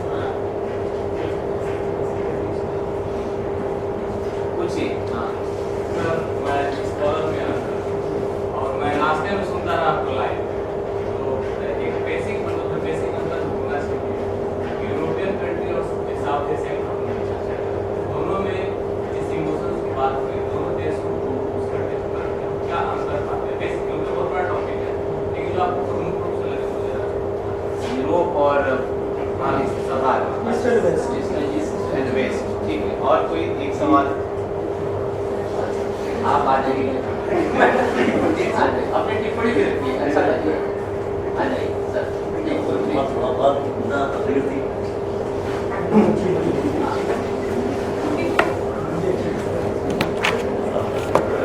आप परिचित होंगे, डॉक्टर नौरस जाट अफरीदी सर हैं, ये हिस्ट्री विभाग के, ये भी एक दूसरे हिस्टोरियन। बहुत बहुत शुक्रिया। मैं असल में इज़्ज़त का बड़ा भूखा इंसान हूँ, तो मुझे कहीं इज़्ज़त मिलाती है नहीं। तो जब कहीं दाल नहीं गलती है तो मैं यहाँ आ ही जाता हूँ थोड़ी इज़्ज़त हासिल करने के लिए। ये हमारा सौभाग्य है। तो मुझे ऋषि भाई बड़ा मौका देते हैं बोलने का, और इसकी मुझे यहाँ पे इजाज़त मिलती है कि मैं चाहूँ जितनी बकवास कर लूँ।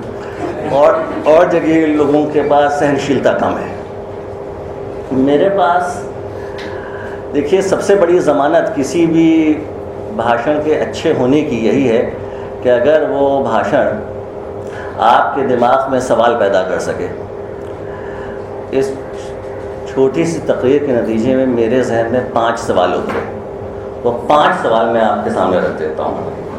हो सकता है बिल्कुल ही हिमाकत आमेज़ महसूस हो आपको 5 सवाल, और वो मेरी अज्ञानता की अलामत हो सकते हैं वो 5 सवाल। जहाँ तक मैं जानता हूँ, जो मेरी सीमित जानकारी है, भारतीय साहित्य और संस्कृति में भावनाओं की संख्या 9 निर्धारित की गई है और उसको हम नवरस के नाम से जानते हैं।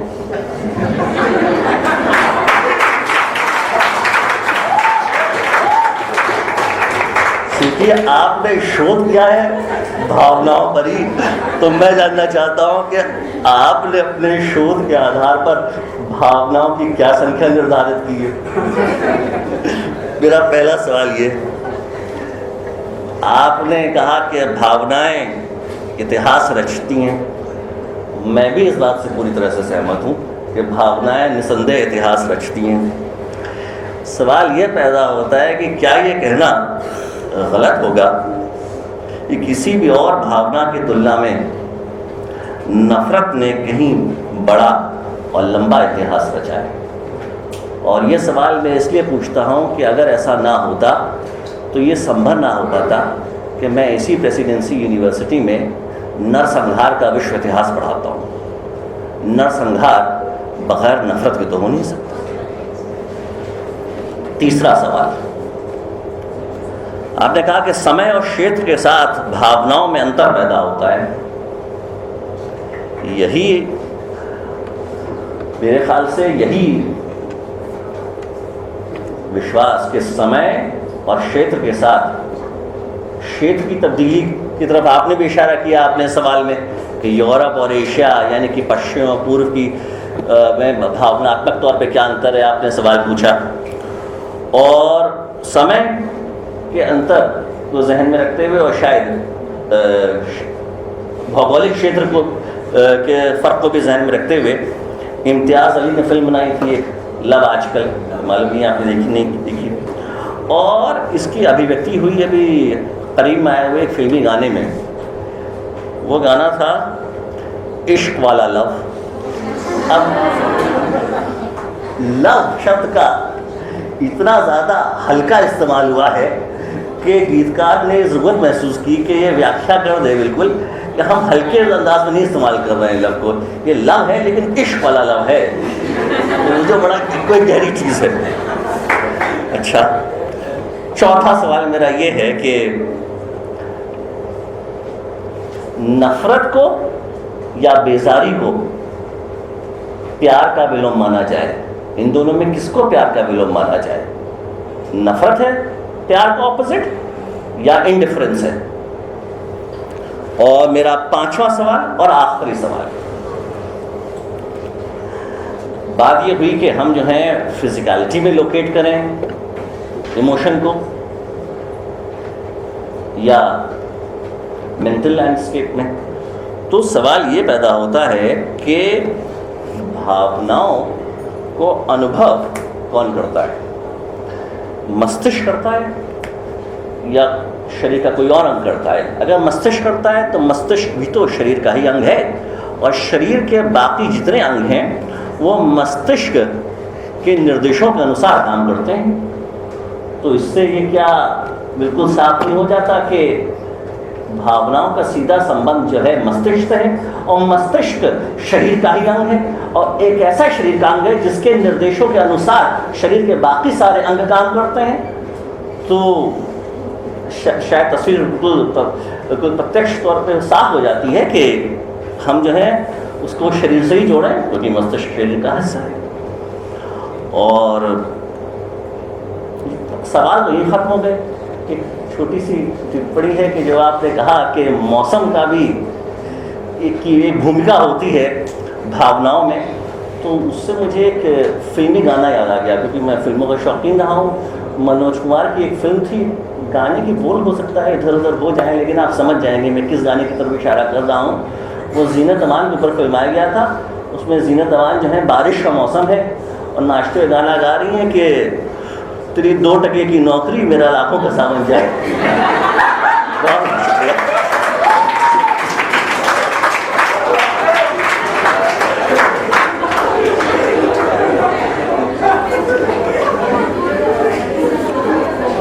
सबसे पहले तो मैं जितने भी क्वेश्चन पूछे गए उसके बारे में आप लोगों का शुक्रिया अदा करता हूँ। और मेरी सुपरवाइज़र मार्गरेट पेरनॉ ने एक चीज़ मुझे सिखाई थी, वो ये है कि अगर आपका प्रेजेंटेशन का कोई टाइम लिमिट हो और उस टाइम लिमिट में सब चीज़ आप नहीं डिस्कस कर सकें तो कुछ चीज़ छोड़ दो, वो सवाल जवाब में आ ही जाएंगे। और मुझे लगा कि वो उसमें से अक्सर बातें ये सवाल जवाब में आ गई हैं। एक सबसे पहला जो क्वेश्चन आया था वो मल्टीलिंगुअलिटी को लेकर के आया था कि जब कोई एक कल्चरल स्पेस ऐसा हो, है ना, कि जहाँ अलग अलग भाषाएं बोली जाती हों और उन भाषाओं में बहरहाल जो इमोशन को बताने के लिए जो शब्द होंगे वो अलग होंगे और शब्द के पीछे जो उसका एक सिमेंटिक बैकग्राउंड है वो भी अलग होगा। अब जैसे हम लेंगे कि अरबी, उर्दू, फारसी भाषा में अगर हम मोहब्बत का शब्द बोलते हैं तो उसका एक बैकग्राउंड है जो फिलोसफिकल है, लेकिन वो ग्रीक और लैटिन फिलोसफिकल ट्रेडिशन को फॉलो करता है ना। और उसका अगर वो मेडिकल बैकग्राउंड है तो वो भी ग्रीक मेडिसिन का भी आ रहा है। अगर साइकोलॉजी भी है तो वो एरिस्टोटल का जो सोल का कॉन्सेप्ट है, आत्मा का कॉन्सेप्ट है, एरिस्टोटेलियन, है ना, tripartite division of the soul, वहाँ से वो ड्रॉ करेगा। लेकिन अगर संस्कृत में आ लें, हिंदी में लें तो उसका सोर्स क्या है, जो हमारे हिंदुस्तान की जो फिलोसफिकल ट्रेडिशन है, बहुत सारे हैं ना, तो वहाँ से वो ड्रॉ करेगा। ठीक है, मेडिकल ट्रेडिशन भी होगा तो यहाँ अलग हो जाएगा, आयुर्वेदिक हो जाएगा। तो इसीलिए मैंने कहा कि ये जो लास्ट में जो बेन गैमेरल का जो स्टाइल का जो शब्द यूज़ करता है वो इसीलिए करता है कि प्लूरल ट्रेडिशन होंगी, कि जब भी आप इमोशन को स्टडी करना चाहें, जैसे हिंदुस्तान के कॉन्टेक्स्ट में करना चाहें, तो आप अगर सिर्फ एक भाषा उर्दू या हिंदी पे फोकस करके अगर आप अध्ययन करेंगे तो आप बैलेंस नहीं कर पाएंगे और ना ये बता पाएंगे कि इमोशन क्या है कि नहीं। तो और चूँकि हम देखते हैं कि कितने फिल्मों में भाषा एक ही, जो हल्का सा मैं अभी आऊँगा बात की तरफ, प्यार, मोहब्बत, है ना, प्रेम, है ना, ये सारे शब्द आराम से यूज़ होते हैं और एक साथ यूज़ होते हैं, एक ही मूवी में यूज़ हो जाते हैं, है कि नहीं। तो अब अगर मोहब्बत का शब्द आ रहा है तो आपको पर्शियो, अरबिक, ग्रीक, लैटिन ट्रेडिशन उधर तक जाना पड़ेगा आपको कि इमोशन का कॉन्सेप्ट वहाँ से आ रहा है ना। और अगर प्रेम का आ रहा है और श्रृंगार का आ रहा है ना, स्नेह का आ रहा है या करुणा का आ रहा है, तो वो आपको फिर ये इस बैकग्राउंड को भी सामने रखना पड़ेगा। तो इसलिए प्लूरल ट्रेडिशन को लेने के लिए बेन गैमरल ने जो स्टाइल के शब्द यूज़ किया है वो अच्छा रहेगा, तो बैलेंस अब एक अंडरस्टैंडिंग होगी। जहाँ तक पोस्ट मॉडर्निज्म की बात है कि पोस्ट मॉडर्निज्म में तो कोई चीज़ रही नहीं, तो हम कहाँ से सोचें। हिस्ट्री ऑफ इमोशन जैसे मैंने शुरू में कहा था, शायद मैं उसको सही से कम्युनिकेट नहीं कर पाया, वो यही चीज़ वो भी यही कहता है कि अगर आप इमोशंस को स्टेबल मत कीजिए, एसेंशियलाइज मत कीजिए, क्योंकि इमोशन चेंज होते रहते हैं। तो आज के पीरियड में जो इमोशंस हैं, ये कोई ज़रूरी नहीं है कि आज से 100-200 साल बाद आपको वही इमोशन मिलेगा। आपको उस पीरियड के, उस ज़माने के, उस समय के सोर्सेस को सामने रख करके उस समय जो इमोशंस के रूल थे, उसको प्रकट करने के जो तरीके थे, उसके बारे में आप बात कर सकते हैं, लेकिन उसको यहाँ लेकर के आ जाए ये असंभव होगा। तो इसीलिए ये कोई प्रॉब्लम नहीं है पोस्ट मॉडर्निज्म की वजह से जो समस्याएं आ रही हैं, है ना, कल्चरल स्टडीज़ में या लिटरेरी स्टडीज़ में, वो यहाँ प्रॉब्लम इसलिए नहीं होगा कि भी ये टेम्पोरली भी अलग मानते हैं, डायक्रॉनिक भी है, सिंक्रोनिक है। ये सिर्फ सिंक्रोनिक स्टडी पे फोकस नहीं करेंगे। सिंक्रोनिक मतलब साइमल्टेनियस, डायक्रॉनिक मतलब क्या, आगे पीछे, पहले क्या था अभी क्या है, तो एक लॉन्ग ड्यूरेट टाइप का होगा, एक लंबा, एक समस्या है ना। जहाँ तक आपके क्वेश्चन की बात है, आपने 2 क्वेश्चन पूछे हैं। एक तो पूछा है जन भावनाओं की बात। तो इमोशंस को 2 तरह से स्टडी किया जा सकता है।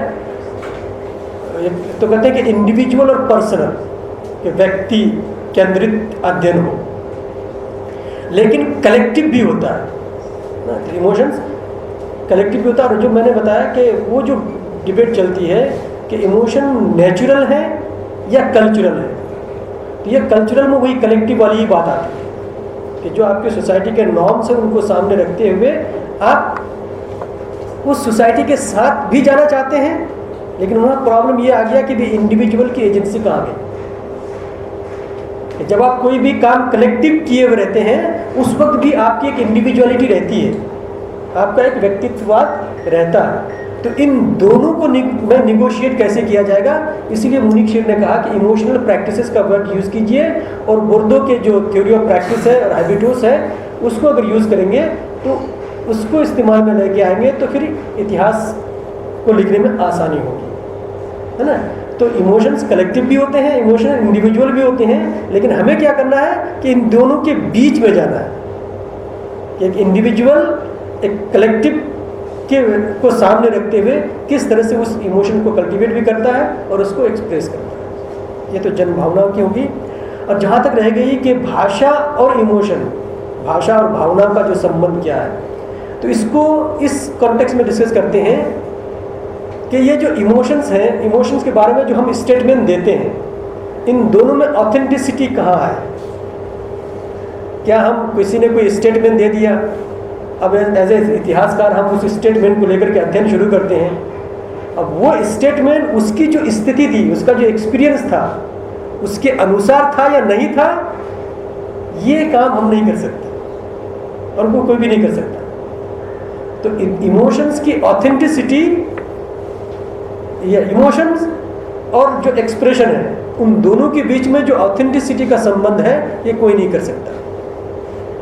हाँ, उसमें जो एक डाउट है, उसको गैप, उस डाउट का जो गैप है उसको पूरा करने के लिए आप यही कर सकते हैं कि जो आदमी या जो इंसान स्टेटमेंट दिया है इमोशंस के बारे में, जिस सोसाइटी में दिया है उस सोसाइटी के रूल्स को देखिए, नॉर्म्स को देखिए, उसके स्टेटमेंट को देखिए और सोचने की कोशिश कीजिए कि क्या ये उसको कंफर्म करता है या उस तरह की पॉसिबिलिटीज़ है या नहीं है। अगर उस तरह की चीज़ है तो हम उसको मान सकते हैं कि हाँ ये ऑथेंटिक है, और अगर उस तरह की चीज़ पूरी तौर पर नहीं हो रही है तो हो सकता है कि वो ऑथेंटिक ना हो। लेकिन हिस्ट्री में हम हमेशा ये कहते हैं कि हिस्टोरियंस है ना are not suppose to make moral judgment, कि आप कोई एक जज बने करके फैसला नहीं करेंगे कि ये जो डॉक्यूमेंट मिला है ये सही है या गलत है या नहीं है, सही मानों में ये घटना हुई थी, उसको लिखा है या नहीं लिखा है। आपके सामने से वो डॉक्यूमेंट है, उसको आप एनालाइज कीजिए, एनालिसिस कीजिए, और उसके अनुसार जो समझ में आता है उसी को आप बताइए, उसी के बारे में लिखिए। अब जहाँ तक रह गई ईस्ट और वेस्ट की बात, तो ये क्वेश्चन है कि पर्टिकुलरली ये कॉलोनियलिज्म को साम्राज्यवाद कहते हैं ना, साम्राज्यवाद के साथ ये बहुत जुड़ा हुआ है ना। अब आप लोग ओरिएंटलिज्म भी पढ़े होंगे, उन सब से जुड़ा हुआ है। तो ये ईस्ट और वेस्ट के बीच में डायकोटोमी ना, सिर्फ जो एकेडमिक ट्रेडिशन है, डिसिप्लिन है ना, स्पिरिचुअलिटी है, रिलीजियोसिटी है, इन सब को लेकर के नहीं, बहुत से लोगों ने इमोशन के आधार पर भी कहा।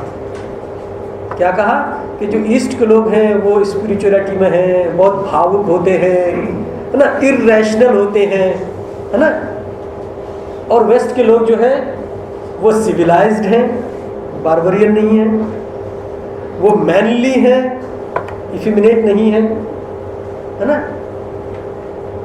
तो ये एक डिस्कोर्स आया और जिसने इमोशन को जेंडर्ड भी कर दिया, है ना, कि भाई ये इस तरह के इमोशन है तो इस जेंडर के होंगे, इस तरह के इमोशंस हैं तो इस जेंडर के होंगे।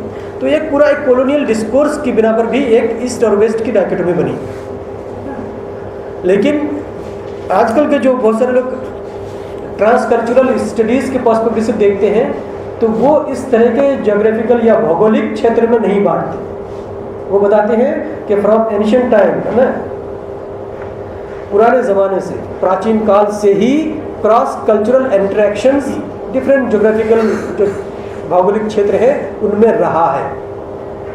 तो ज्ञान, नॉलेज का आदान प्रदान भी हुआ है और एक ने दूसरे से कुछ लिया है। और जहाँ तक रैशनल और इरैशनल की बात है कि ईस्ट जो है इरैशनल है और वेस्ट जो है रैशनल है, इसको आजकल विद्वान और स्कॉलर्स नहीं मानते, क्योंकि वो इस बात को भी नहीं मानते कि इमोशन इरैशनल होते हैं। वो हमेशा कहते हैं कि इमोशन क्या होते हैं, वो रैशनल ही होते हैं, चाहे वो कॉग्निटिविस्ट अब अप्रोच लीजिए, चाहे वो कंस्ट्रक्टिविस्ट अप्रोच लीजिए, उन दोनों के अनुसार इमोशनल क्या है, वो रैशनल ही है। आप एक जजमेंट करते हैं, इवैल्यूएशन करते हैं और उसी के अनुसार ही आप अपने इमोशन को प्रकट किए रहते हैं। गुस्से में कहते थे, कह रहे भाई ये गुस्से में ये बात कह दिया, लेकिन गुस्से में वो वही शब्द आप क्यों बोले, दूसरा शब्द क्यों नहीं बोल पाए ना? ये भी एक बात आती है। और आपको मालूम है कि अभी हाथ उठा करके मारेंगे तभी लगेगा, तो गुस्से में तो इतना तो पता है ना, तो आप हाथ उठाए नहीं क्यों? तो यही है कि वो जो डायकोटमी आई थी ईस्ट और वेस्ट की, रैशनैलिटी और इरैशनैलिटी को लेकर के, ये सब आजकल स्कॉलर्स नहीं मानते। हाँ, कॉलोनियल डिस्कोर्स में ये रहा है, बहुत डोमिनेंट रहा है। जो रेस की भी थ्योरी है और पर्टिकुलरली जो डार्विनियन इवोल्यूशन की थ्योरी आई ना, जिसको हम लोग ने सोशल इवोल्यूशन में भी अप्लाई किया कि इंसान आहिस्ते आहिस्ते जो है इसका इवोल्यूशन होता है ना, प्रगति की ओर जाता है, तो उस तरह से होता है। जहाँ तक हमारे क्या कहते हैं कि रफ़ीक़े कार उर्दू में बोलते हैं, हमारे कुलीग नवरत साहब का है, तो उनका मैं बहुत बड़ा आभारी हूँ, बहुत शुक्रिया अदा करता हूँ कि उन्होंने बहुत अच्छे अच्छे सवालात किए हैं। जहाँ तक इमोशंस के गिनने की बात है, यस मैंने कहा था हल्का सा कि रासा की जो थ्योरी है उसमें भी आप इमोशंस को देख सकते हैं। शेल्डन पोलक की किताब की तरफ रेफ़र किया था कि यहाँ है इमोशंस को लेकर के स्कॉलर्स के बीच में डिबेट रहे हैं कि इमोशंस को किस तरह से कैटेगराइज किया जाए। तो कुछ लोगों ने पहले कहा कि भाई दो प्रकार के इमोशन रहते हैं, एक को बेसिक इमोशंस कहते हैं और बाकी को सेकेंडरी इमोशन कहते हैं। बेसिक इमोशंस में वो लोग Joy, trust, fear, surprise, sadness, disgust, anger और एंटिसिपेशन को लेते हैं ना, जिसमें हेट्रेड नहीं आता है ना, लेकिन डिसगस्ट है। अब इसके जो सेकेंडरी इमोशंस हैं इनमें ये सब चीज़ मिल के आ जाती है ना, तो ये जैसे हेट्रेड टाइप की चीज़ है वो उसको वहाँ से लेके आते हैं। फिर ये दो को अगर फिर बेसिक इमोशन का दो का कम्बिनेशन भी हो सकता है। फॉर एग्जाम्पल जॉय और ट्रस्ट को एक साथ मिलाएं, ट्रस्ट और फियर को एक साथ मिलाएं, फियर और सरप्राइज को एक साथ मिलाएं, तो इस तरह से फिर मल्टीप्लिकेशन ऑफ इमोशंस हम हो जाते हैं, तो उसको एक एडवांस स्टेजेस ऑफ इमोशंस का नाम दे देते हैं। तो इस इमोशन की कैटेगरी बदलती रहती है। तो यूरोपियन कॉन्टेक्स्ट में भी इमोशंस को इस तरह से देखा गया कि कुछ बेसिक होंगे, बाकी फिर उसके बाद सेकेंडरी इमोशंस होते रहेंगे। और पूरी एक लंबी लिस्ट है और उसके साथ फिर जो रिलेटेड इमोशंस हैं, जैसे एक एग्जांपल देते रहा हूँ मैं आपको कि एंगर है, तो एंगर में फिर सेकेंडरी इमोशन होगा rage, disgust, envy, torment, suffering, sadness, है ना। अब फिर इससे रिलेटेड अब वो आ जाएगा रेज के साथ एंगर, रेज, आउटरेज, फरी, रात, हॉस्टिलिटी, फेरोसिटी, हेट, स्कॉन, स्पाइट, वेंजफुलनेस, ये सारे रिलेटेड होंगे। तो अलग अलग स्टेजेस में रखेंगे कि कुछ बेसिक इमोशन होंगे जो पॉल एकमान के अनुसार वो यूनिवर्सल होते हैं, लेकिन स्टूडेंट्स को नहीं मानते। स्टूडेंट कहते हैं कि भी नहीं, ये कोई डिवीजन नहीं है बेसिक और सेकेंडरी इमोशन की, और इमोशंस कभी भी यूनिवर्सल नहीं हो सकते हैं, वो कल्चरली कंस्ट्रक्टेड ही इमोशंस होते हैं। तो ये एक रहा कि इमोशंस की इसको लेकर के वक्त और जज्बात, जगह से जज्बात बदलते हैं, यस ऑफ कोर्स बदलते हैं। और इश्क वाला लव या लव वाला इश्क या लव आजकल है ना, तो हाँ सब कुछ बहुत कुछ हो गया है। इश्क के नाकाम भी होते हैं, है कि नहीं।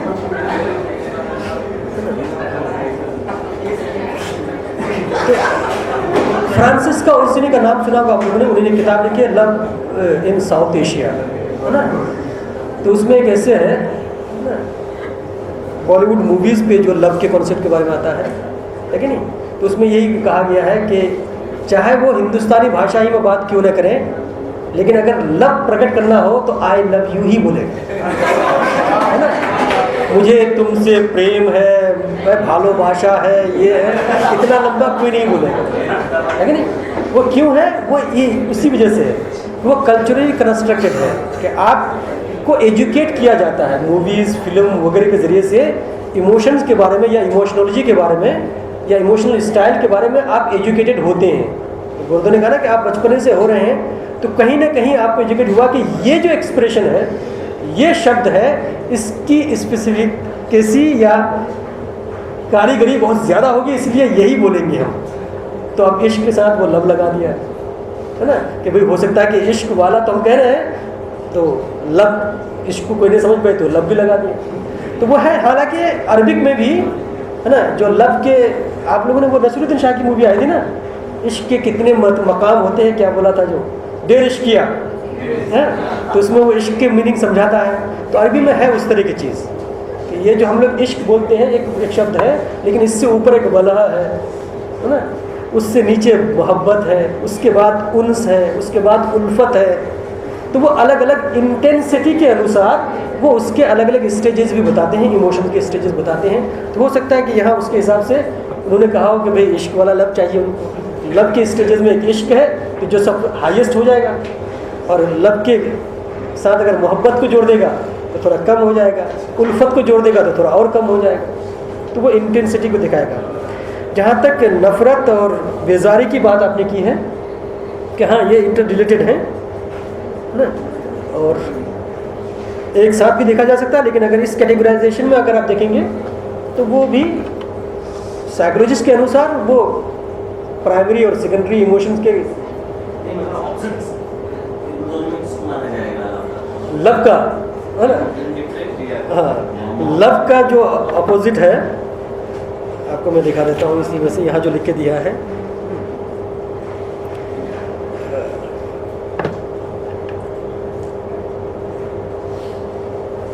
कहाँ गया वो, मिल नहीं रहा है वो। इन्हें लग गया था या आ रहे हैं, पूरा पोथा लेके आए। बेजारी से मतलब ये है कि किसी इंसान के बारे में इसका जिक्र हो रहा है, उसके बारे में आप सोचना ही बंद कर देते हैं। हाँ, सोचना ही बंद कर देते हैं। नफरत तो ये है कि आप जिससे आप नफरत करते हैं उसके बारे में तो आप हर सोचते हैं, बातचीत रहते हैं। आपको ऑपोजिट क्या हुआ, हाँ। बेजारी है या नफरत, क्या है ऑपोजिट क्या है? तो हेट्रेड में जो है वो सोचना तो रहेगा, नफरत ही रहेगी। तो लब का अपोजिट नफरत ही है ना। बेजारी में ये होगा कि इंडिफरेंस नहीं है ना इसमें। तो ये आप भी इंतफाती करें, वही चीज़ है। अभी मुझे वो मिल नहीं रहा, कहाँ रखा है मेरे पास, है ना। हाँ वो आपको फंसाने के लिए नहीं कंटेम्प्ट है ना, कंटेम्प्ट का वो लोग यूज़ करते हैं है ना, जो फिर कहते हैं कि वो डिस्गस्ट और एंगर के कम्बिनेशन से बनता है, जो लब का अपोजिट बनेगा। जिसको हकारत से किसी को देखना, जिसको हम लोग कहते हैं ना घृणा से देखना है ना, तो घृणा करना, घृणा बनता है ना हिंदी में, उसी हिसाब से देखना है ना। अब जहाँ तक आपकी बात आई कि भाई हाँ ये जो इंटेलेक्ट और बॉडी है, हाँ, क्या मस्तिष्क है ना, और जो शरीर है, मस्तिष्क तो शरीर का पार्ट ही है। तो ये स्कॉलर्स ये क्यों डिबेट करते हैं कि इमोशंस मेंटल है या फिजिकल है। ओके, तो यहाँ दो चीज़ है, एक तो है ब्रेन, अंग्रेजी में हिसाब से मैं समझाने की कोशिश करता हूँ। एक है ब्रेन और एक है दिमाग है ना, जिसको हम लोग इंटेलेक्ट कहेंगे या माइंड भी बहुत सारे लोग उसको यूज़ कर देते हैं है ना। तो ये जो माइंड और इंटेलेक्ट है, या जिसे हम अरबी उर्दू में अकल बोलते हैं, ये एक इमैटेरियल सटल ह्यूमन कंपोनेंट है ना, कि वो मटेरियल नहीं है, फिजिकल नहीं है। ठीक है, ये जो ब्रेन है ये फिजिकल है। हाँ, आजकल जो न्यूरो साइंटिस्ट है ना, वो लोग ब्रेन ही को देखते हैं कि आपके सामने कोई पूरे सर में आपकी एक मशीन लगा देंगे और आपके सामने अचानक एक सांप फेंक देंगे और उसको देखेंगे कि ब्रेन का कौन सा पार्ट जो है ना, फिजिकल पार्ट एक्टिव होता है, कौन सा एक्टिव नहीं होता है। वो एमेगडुला यहाँ है, इस जगह रहता है, वहीं से वो एक्टिव होता है और उसके बाद आपका रिएक्शन होता है। तो न्यूरो साइंटिस्ट ये सब कुछ फिजिकल इस पे ब्रेन पे फोकस करते हैं। जो फिलोसोफर और साइकोलॉजिस्ट हैं वो नॉन फिजिकल जो इंटेलेक्ट है उस पे फोकस करते हैं, और उसी की वजह से उनके पास जो शरीर और मस्तिष्क है, जिसको आप इंटेलेक्ट कहते हैं, उनमें डायकोटोमी हो जाती है। एक मटेरियल है, एक नॉन मटेरियल है। तो यही चीज़ है। मैं सोचता हूँ कि आप लोगों के सवाल को मैंने जवाब देने की कोशिश की है।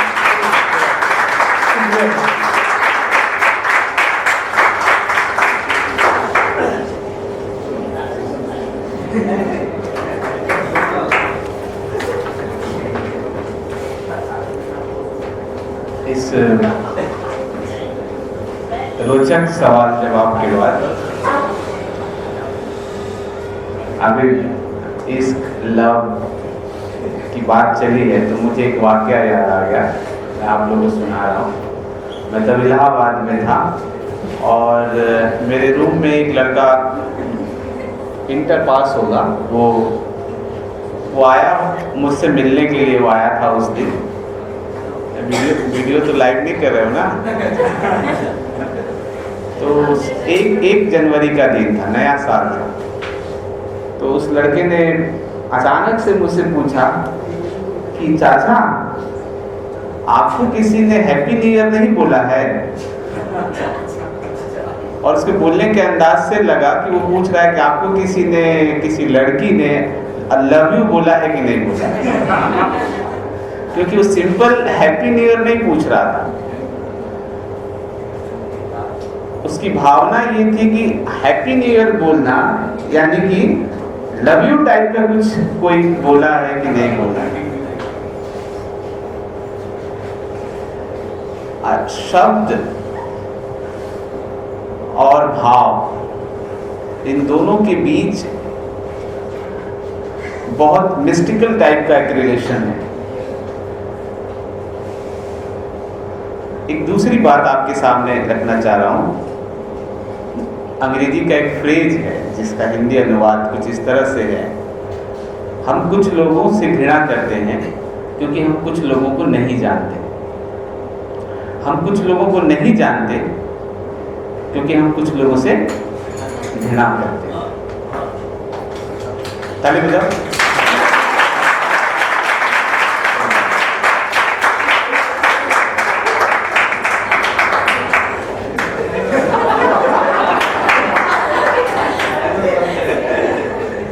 बहुत अच्छा लगा, हमारे बीच नौरस जी भी आए और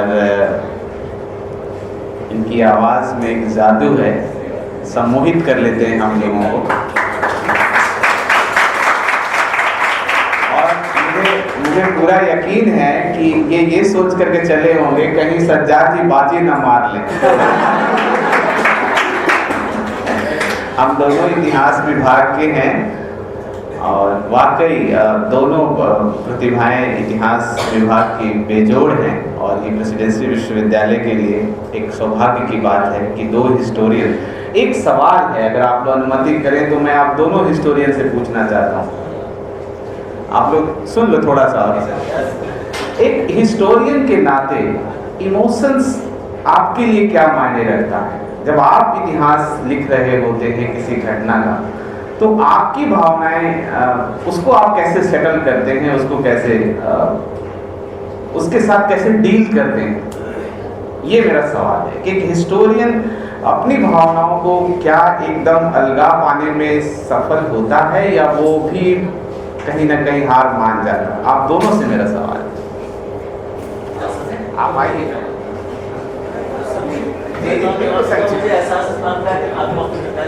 जानना चाहते हैं तो संक्षेप में भी बात कहूँगा। बहैसियत एक इतिहासकार की ये हमारी जिम्मेदारी है कि जब हम इतिहास का लेखन करें तो हम भावनात्मक ढंग से ना करें, बल्कि जो हमारे पास जो उसके प्रमाण हैं उस घटना के, उनके आधार पे हम इतिहास का लेखन करें। लेकिन अगर जिज्ञासा को भावना माना जाए तो जिज्ञासा के बगैर तो इतिहास लेखन हो ही नहीं सकता है। मैं जिज्ञासु था, जिज्ञासु प्रवृत्ति का था, इसीलिए इतिहास का छात्र बना।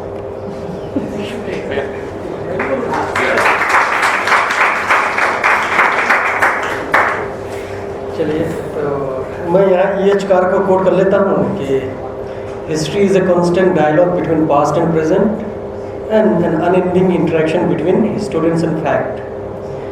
कि एक लगातार डायलॉग चल रहा है पास्ट और प्रेजेंट के बीच में, और जो हिस्टोरियंस और फैक्ट हैं उन दोनों के बीच भी एक इंटरेक्शन होता है। तो जब भी फैक्ट होगा उसका हम अध्ययन करते हैं, लेकिन हमारा इंटरेक्शन होता है। तो अब यहाँ क्वेश्चन आता है, आप लोगों ने सुना होगा सब्जेक्टिविटी और ऑब्जेक्टिविटी की। तो अब स्कॉलर ने सबने मान लिया है कि 100% ऑब्जेक्टिविटी तो होती नहीं है ना, कि चूँकि हम जो भी सोच रहे हैं, जो भी लिख रहे हैं, उर्दू ने पहले कह दिया कि बचपन से ही हमारी कंडीशनिंग होती है ना। तो अब उस अपनी कंडीशनिंग जो हमारी बन गई है, जो सोच बन गई है, उसको एक तरफ रखें, फिर आपके पास फैक्ट है ना, तथ्य है, उसका अध्ययन करेंगे, तो दोनों में आप डिस्टेंस कैसे रखेंगे, यही प्रश्न है। तो उसमें यही होता है कि हमें स्टूडेंट्स के लिए दो चीज़ भी ज़्यादा फिर तवज्जो देनी होती है, एक थ्योरी और एक मेथड। कि आप जो इस तथ्य का अध्ययन करेंगे तो उसके लिए थ्योरी क्या है, थ्योरेटिकल बेस क्या है, और वो एक्नॉलेज है, अप्रूव है, लोगों ने उसको माना है, और आपका जो मेथड है वो मेथड भी लोगों ने अगर माना है। इन दोनों को सामने रखते हुए अगर आप तथ्य को इंटरप्रेट कर रहे हैं तो अपने आप को या अपनी जो कंडीशनिंग हुई है उसको आप डिटैच करने में सफल रहेंगे।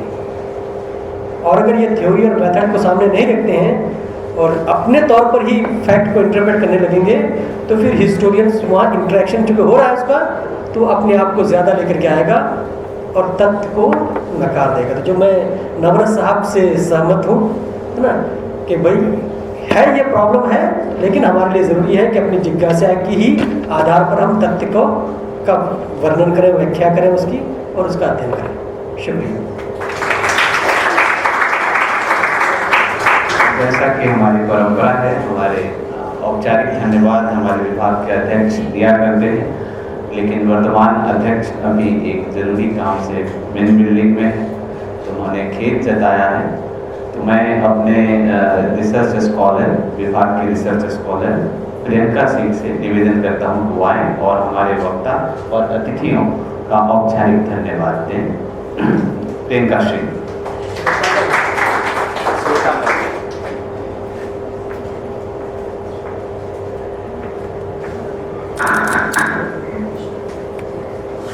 सर, प्रेमचंद अंतर विषय व्याख्यान माला 28 में आज हम लोगों ने भावनाओं के इतिहास पर व्याख्यान सुना।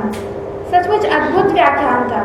एक तो विषय ऐसा है कि सुन के लगा कि भावनाएं जिनसे अक्सर हम साहित्य वालों को लगता है कि ये कहीं ना कहीं हमारा जो है वो डोमेन है, कविता, कहानी, उपन्यास, इन सब चीज़ों में भावनाओं को लेकर के ज़्यादा हम पढ़ते हैं, बातें करते हैं, लेकिन इतिहास में इस पर ऐसे बातचीत होती है। मतलब ये सचमुच हम सम्मिलित हुए इस व्याख्यान के द्वारा और जो पता चला कि मतलब भावनाएं किस तरह से, जैसे आपने कहा, भावनाओं का जो इंस्ट्रूमेंटलाइजेशन है, इसको कैसे राजनीति अपनी तरह से इस्तेमाल करती है।